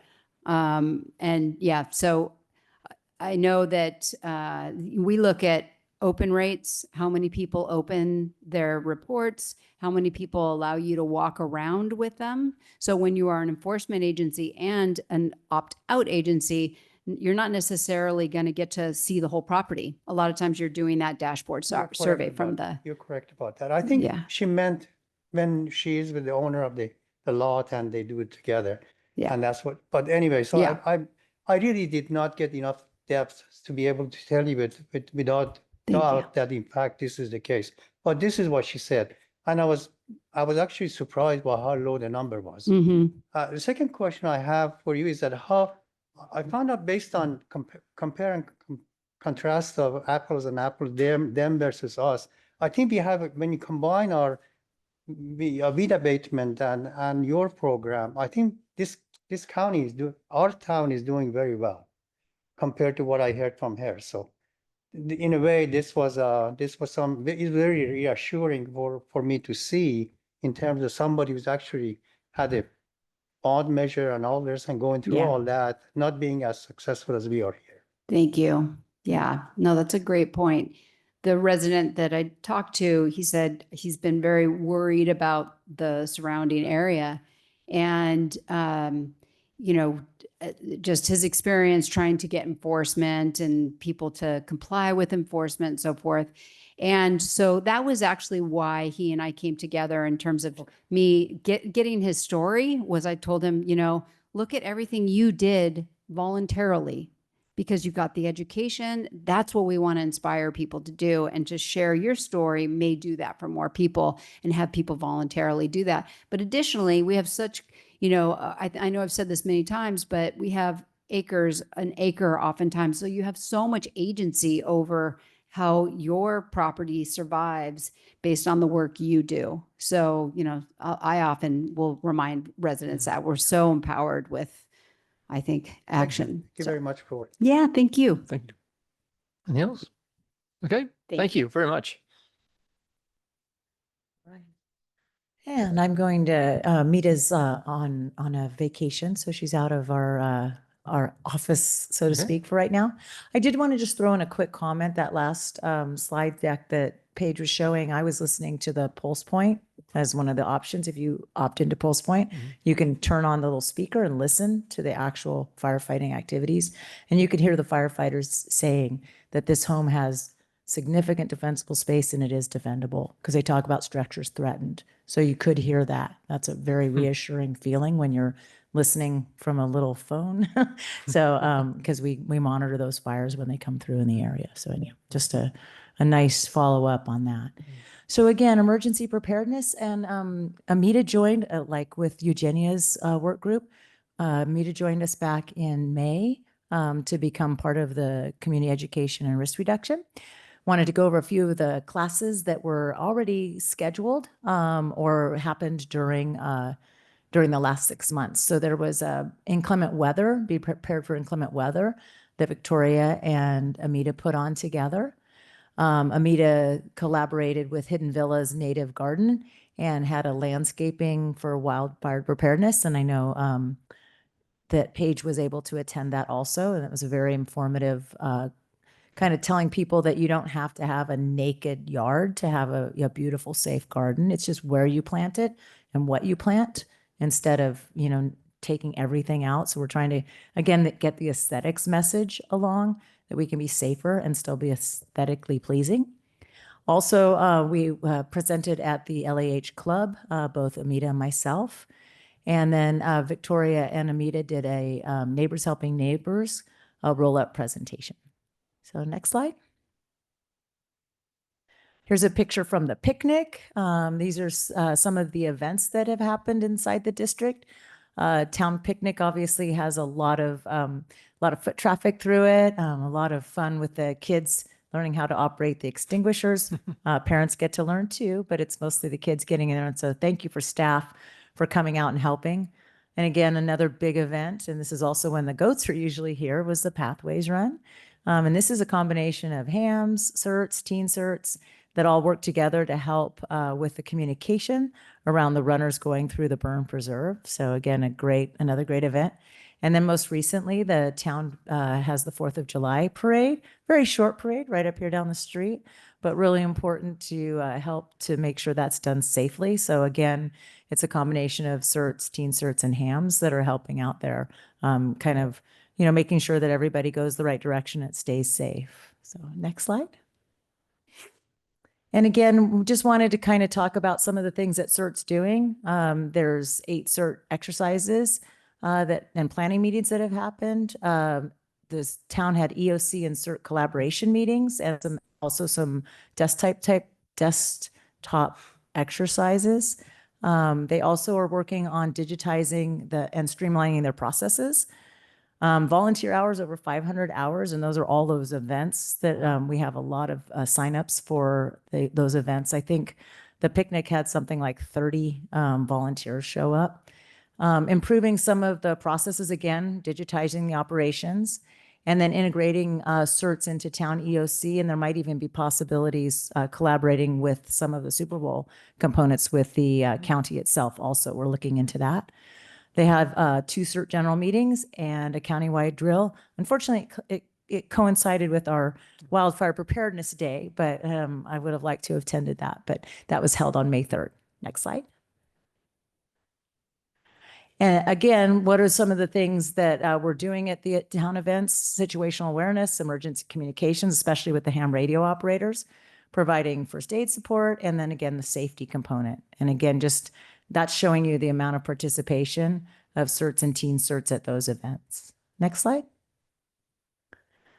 So disaster coordination, and I'm not going to go through all of these, but these are some of the collaborative meetings that Amita's been going to, and trainings and developmental meetings that have happened. And you can see that those have been going on March through May of this year. And then there's also monthly meetings that she's attending. So she's doing a really good job of getting out there and coordinating resources inside the CERT program. Next slide. She also, congratulations, completed her ham license. So she's a ham license operator, so she can help with some of those places that have less conductivity. So that's been out in Hidden Villa, a big discussion off Moody Road. There's a cell phone kind of dead space out there. So they're looking at ways to improve that. And that's also built into some of the Firewise components for the 3-year plan. And I think that's the last slide. Oh, last one, Teen Cert, sorry. So again, we met some of the new Teen Cert board last month, but they have had all the events. They have a Teen Cert Academy coming up in November again. That'll be, I think the first weekend in November. That will be the next academy coming up, and all the events that they've participated in, they've been a great asset too on helping doing inventory of all of the different CERT assets that we have. That's the trailer, the ARC, 2 trailers, ARC, and then out at the fire station also. Last slide. That is the last slide. I thought I forgot which order, but any questions? That's excellent. Any comments? Great. Thank you so much. Thank you again. Any public comments on this section? Seeing none. Great. Okay. I guess we will move on to C, which is Finance and IT Manager Morreale presenting us this section. President Spreen, Vice President McDonald, and members of the commission and the public, thank you for this opportunity. I'll try to make this as quick as possible, and thank you for the opportunity to present what finance has been doing over the last year or so. Essentially, the approach here tonight is to look at what I call a rear view mirror look, what has happened the last 6 to 12 months, and also look ahead to 24, 25 throughout the rest of the year. Also going to comment on challenges and opportunities that we have as we look at both the finance arena and also the technology arena as well. I want to start by saying that finance is, it's appropriate that we're speaking last year because we really do support the other departments and divisions. And we really, that's our purpose. Our purpose is to be here to, of course, with the vision of the commission, the leadership of General Manager Logan, is really to provide the resources that the service area managers need, and also from a technology standpoint, to provide the functionality that they need in terms of their systems and devices. So I was so impressed, as I always have been, listening tonight to all the accomplishments of all the surface areas. And it really brings, it fills our heart in finance to see what's happening with the budget dollars and the resources and how well and efficiently they are being used. It is quite impressive. Lastly, I want to thank my remarkable finance team. We have, of course, Corey as our financial consultant, as a big part of that team. We have Serena Revelar and our newest member, Jane Corpus. She's not here this evening, but she's listening as we speak. And thank you to this commission and Jay Logan for those resources. Really has been invaluable. Next slide, please.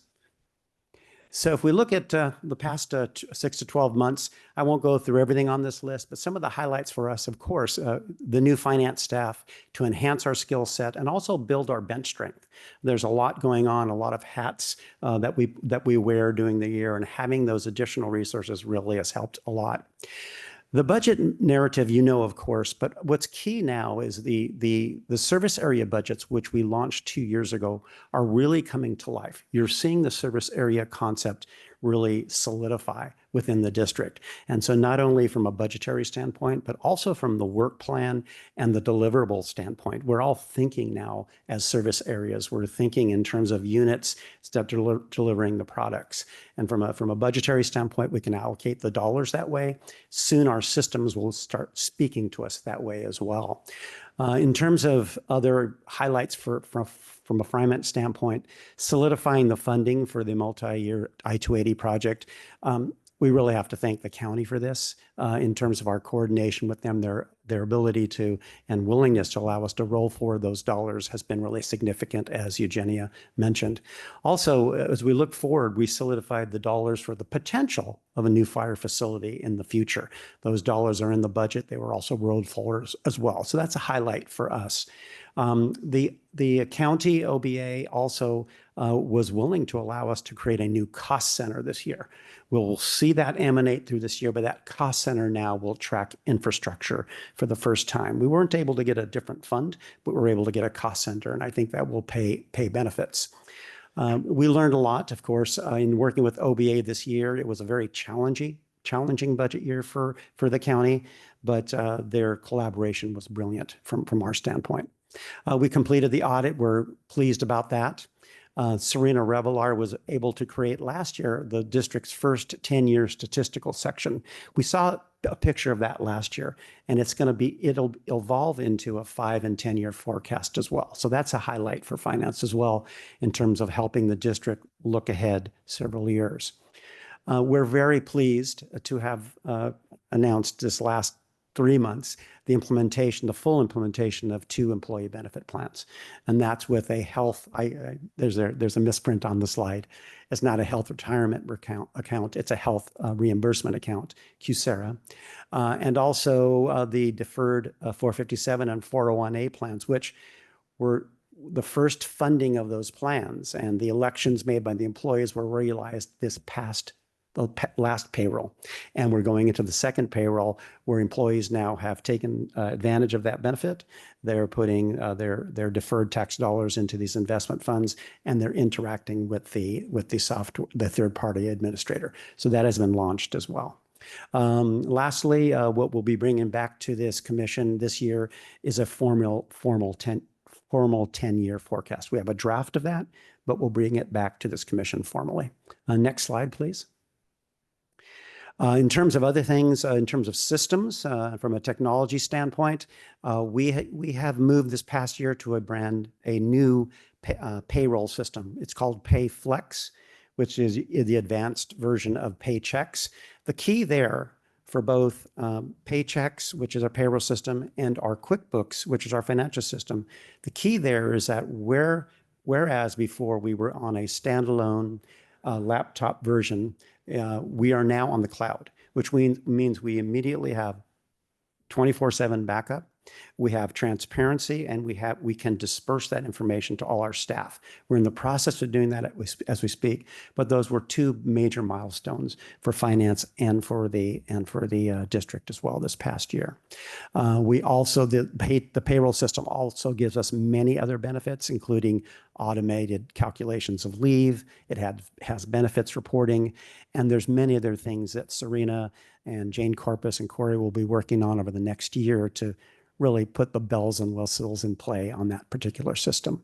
The QuickBooks migration for our financial system went extremely well. Corey can tell you firsthand, she was involved in that directly. We were able to migrate, how many years, Corey? 15 years of history? 25 years of history in that conversion, which went much better than I thought, actually, because I've been through migrations before, but it went without a hitch. The financial reports that you saw tonight in your package, and actually the last month, were created from that new system. So that migration went well. Finance is working on standards and procedures. I'll talk a little bit later about how important those standards and procedures are, but particularly the CalCard policy, vouchers, our accounts payable, payroll, and vehicle use policy. Those have all been built internally. This commission approved the CalCard policy, and I'm happy to announce this evening that I just heard from US Bank. We are in the last 2 weeks of their approval process. So if everything goes well with that approval process, we will see the use of the CalCard credit card model within about 4 to 5 weeks, which is really a big plus for us in terms of our ability of our staff to make purchases out in the field in an unobstructed manner, but with full transparency. And of course, Denise mentioned that we have all of our vehicles in place now. That was the last purchase of the 3rd vehicle, so thank you so much for those resources. Next slide, please. If we look ahead, Of course, it goes without saying, in some sense, finance is a bit boring because we all have these regulatory reports. But these regulatory reports, like the audits, like the GAN, like the state reports, are critical. They're regulatory, they're required. Of course, that's in our headlights going forward. And as we speak, we're in the middle of an audit. And within 45, 60 days, we'll be starting the budget again. So that whole process starts all over. Some visions for the future in terms of what we want to do. We now that we have QuickBooks migrated, we now want to create in QuickBooks the service area budgets and then have those service area budgets completely accessible to all the managers. Easier said than done. We're going from a one-to-many migration, and we're trying to do that with history, but that's the process that we're starting right now. We're also working with Eugenia and IHFR team in developing a budget tracking model for the I-280 project, which we'll start seeing some very big dollars come through, and we want to monitor that very closely along with TRC and along with IHFR as well. We're looking forward to, in the future, bringing forth to this commission a revised version of the month-end financial reports. We love the monthly financial reports right now, but we think we can enhance them a bit more, making them a little bit more visual, summary to detail presentation. That's one thing we'll be working on as well.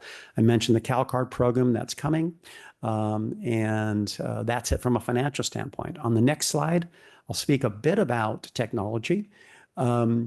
We have, on our technology ticket, there's several key items, but one being, we do a lot of social media, but we'll be looking into now formalizing a social media policy. So you'll see work on that as well. But key to some of the discussions that we've had tonight, we're also looking at the potential of either a redesign or a completely new website.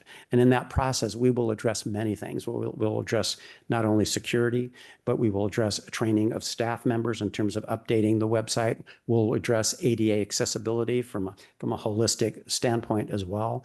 And I think one of the members of the public brought up search engines. When this new website is designed, the search engine capability will be entrenched and inherent in it, and to make sure it's as powerful and state-of-the-art as possible. So that's all coming down the pike, but that's also a big item on our docket.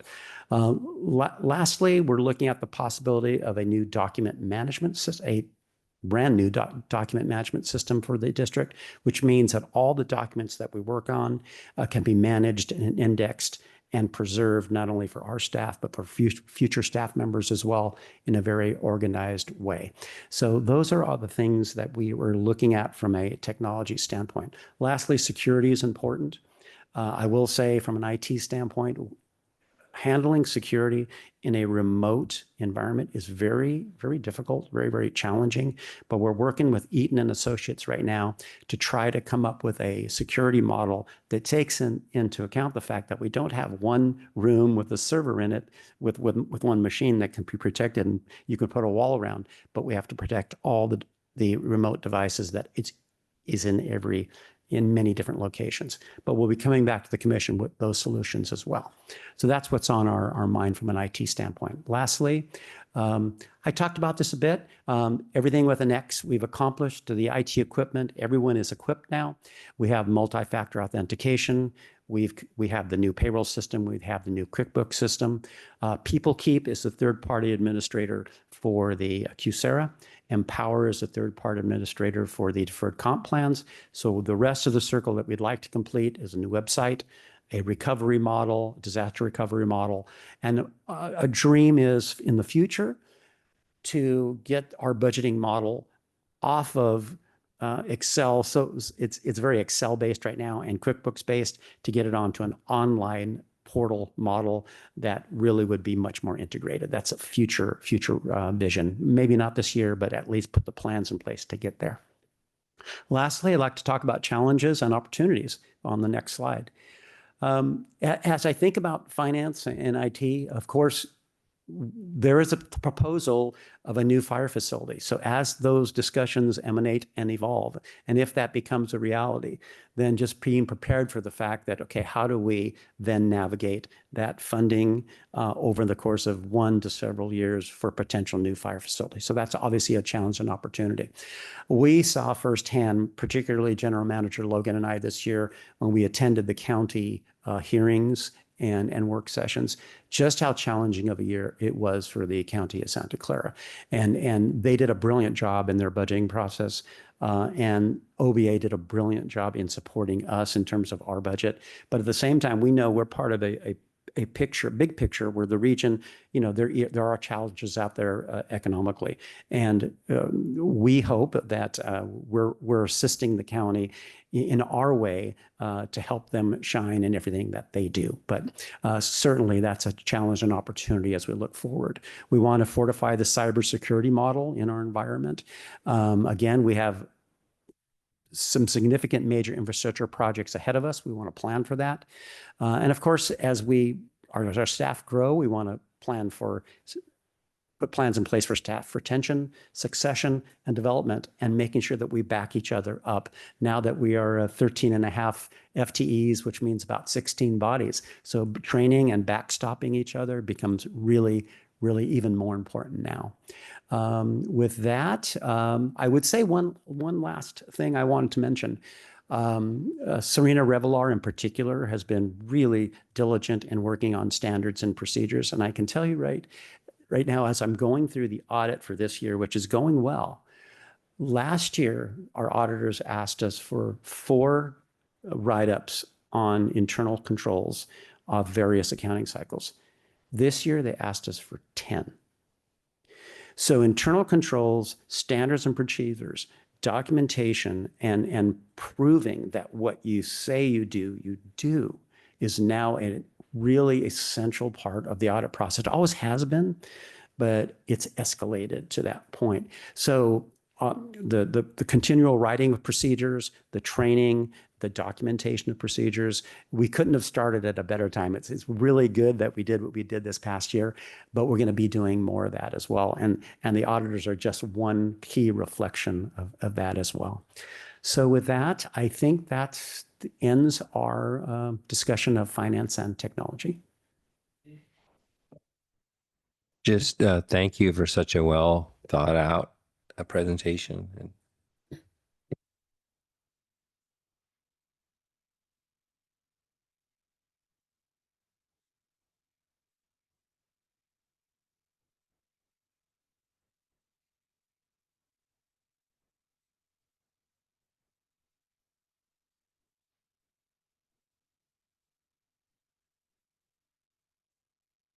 Sorry, so no one heard that. And it's, you know, we've got 4 names. Those are all 4 part-time people. So the amount of the amount of man hours devoted to this is not much to have accomplished all that. And it really is remarkable. And my thanks to making this what this is. And I just have to underscore, and I have to thank this commission. And I say this not just during the time that I've worked here, with all the organizations that I've worked with, what we always look for from a budgetary standpoint and a fiscal prudence standpoint is we look for the vision that comes from the leaders. And the vision that you provides us the foundation for everything that we put in the budget. So thank you for that, because that clarity makes it work for us. And it really is. It's the magic kernel in this whole discussion. Thank you so much. Really appreciate it. Moving on to D, which is reports on operations and administrations, which will be General Manager Logan. And also, is Marcy going to be here as well? She's on here, but I'm not sure if she's going to be.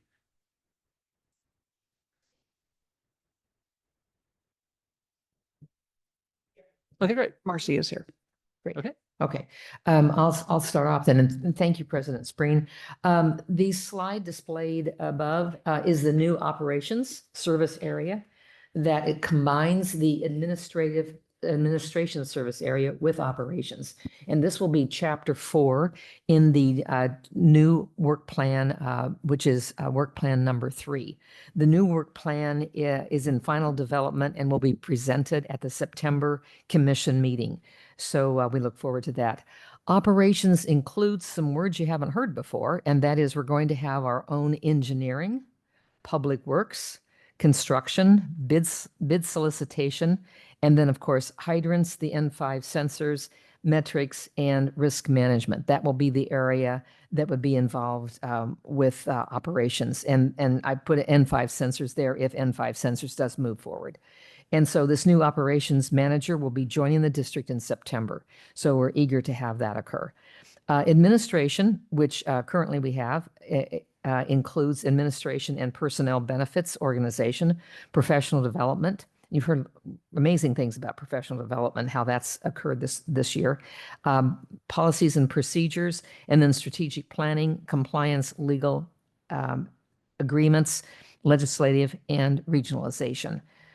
In the administrative service area, the employee benefits are now part of the operations, and this includes, as Russ pointed out, the employee benefits and professional development. And I think that's kind of the overview. What I'd like to do is have Marcy say a few words, if she could, to add to my comments here.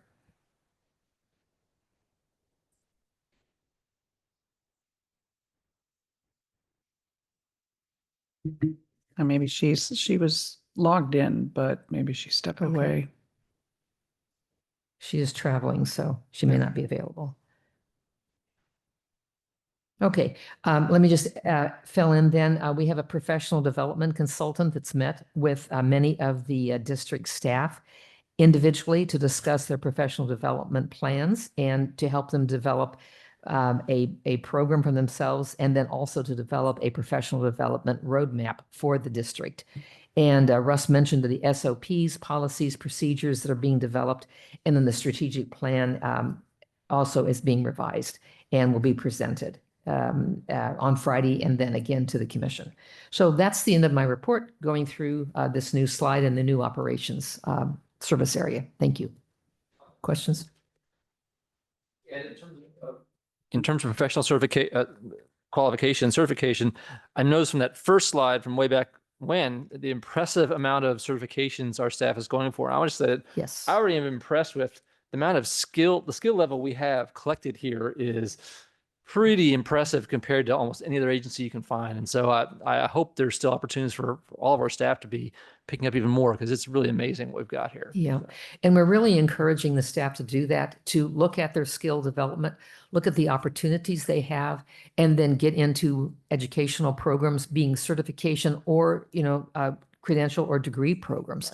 Because, and I could hear a difference, and I could hear and feel that when we were getting some math processes in front of us tonight, the real excitement that's there. So what they're doing is they're taking their field experiencing, put it into the classroom, and then making a project, and then coming back and using the project to be part of what their experience in the field is. And I just think that's the best way to learn and to grow.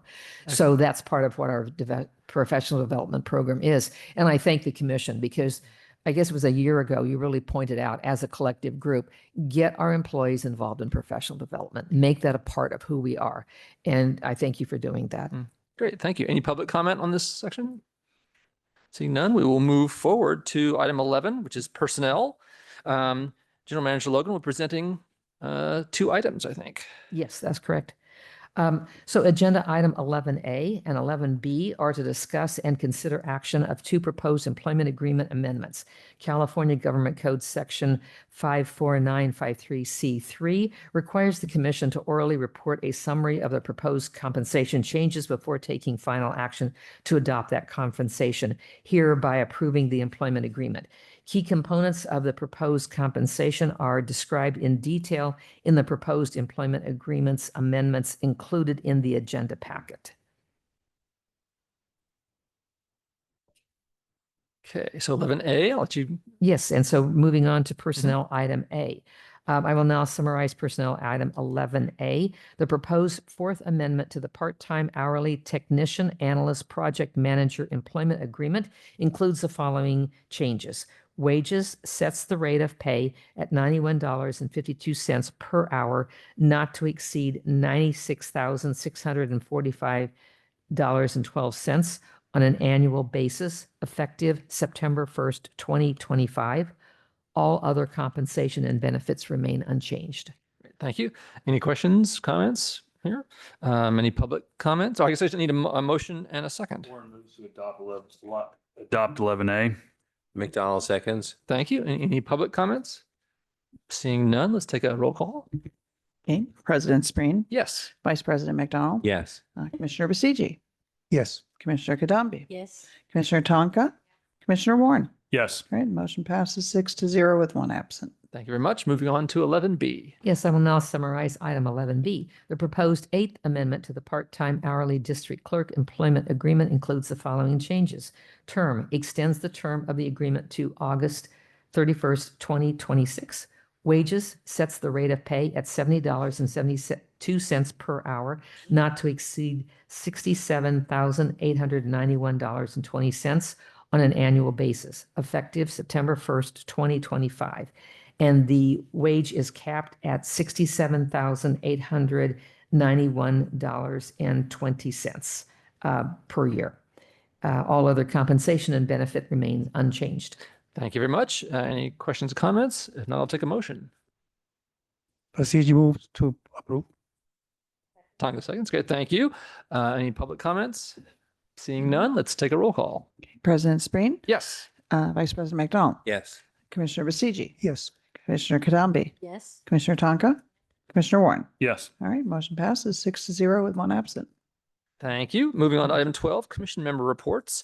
Item 12A is to inform us about a one commissioner term expiring on 12/31 of this year. District Clerk Vargas, can you provide us a report on that? Yes, just this will be brief. So the vacancy will be advertised in the Los Altos Town Crier. Interested residents of the Los Altos Hills County Fire District are required to submit an electronic application to the Office of the Clerk of the Board of Supervisors using the website link to the Santa Clara County portal, which is provided on the agenda. Santa Clara County District 5 Supervisor Margaret Abekoga makes the appointment nomination, which is then considered for approval by the County Board of Supervisors. Great. Thank you very much. Any discussion needed here or okay? None needed. Okay, great. Any public comment on that? See none. Okay, great. Moving on to 12B, future agenda items. This is an opportunity for commissioners to provide reports or any future agenda topics. Any comments? Seeing none, we will move on to 12C. This is a notice, excuse me, that the next regular commission meeting is scheduled for September 16th, 2025, in person and hybrid in these same town hall council chambers. Are there any comments from the commission on that schedule? Any issue with that? Seeing none. Any public comments on that schedule? Seeing none.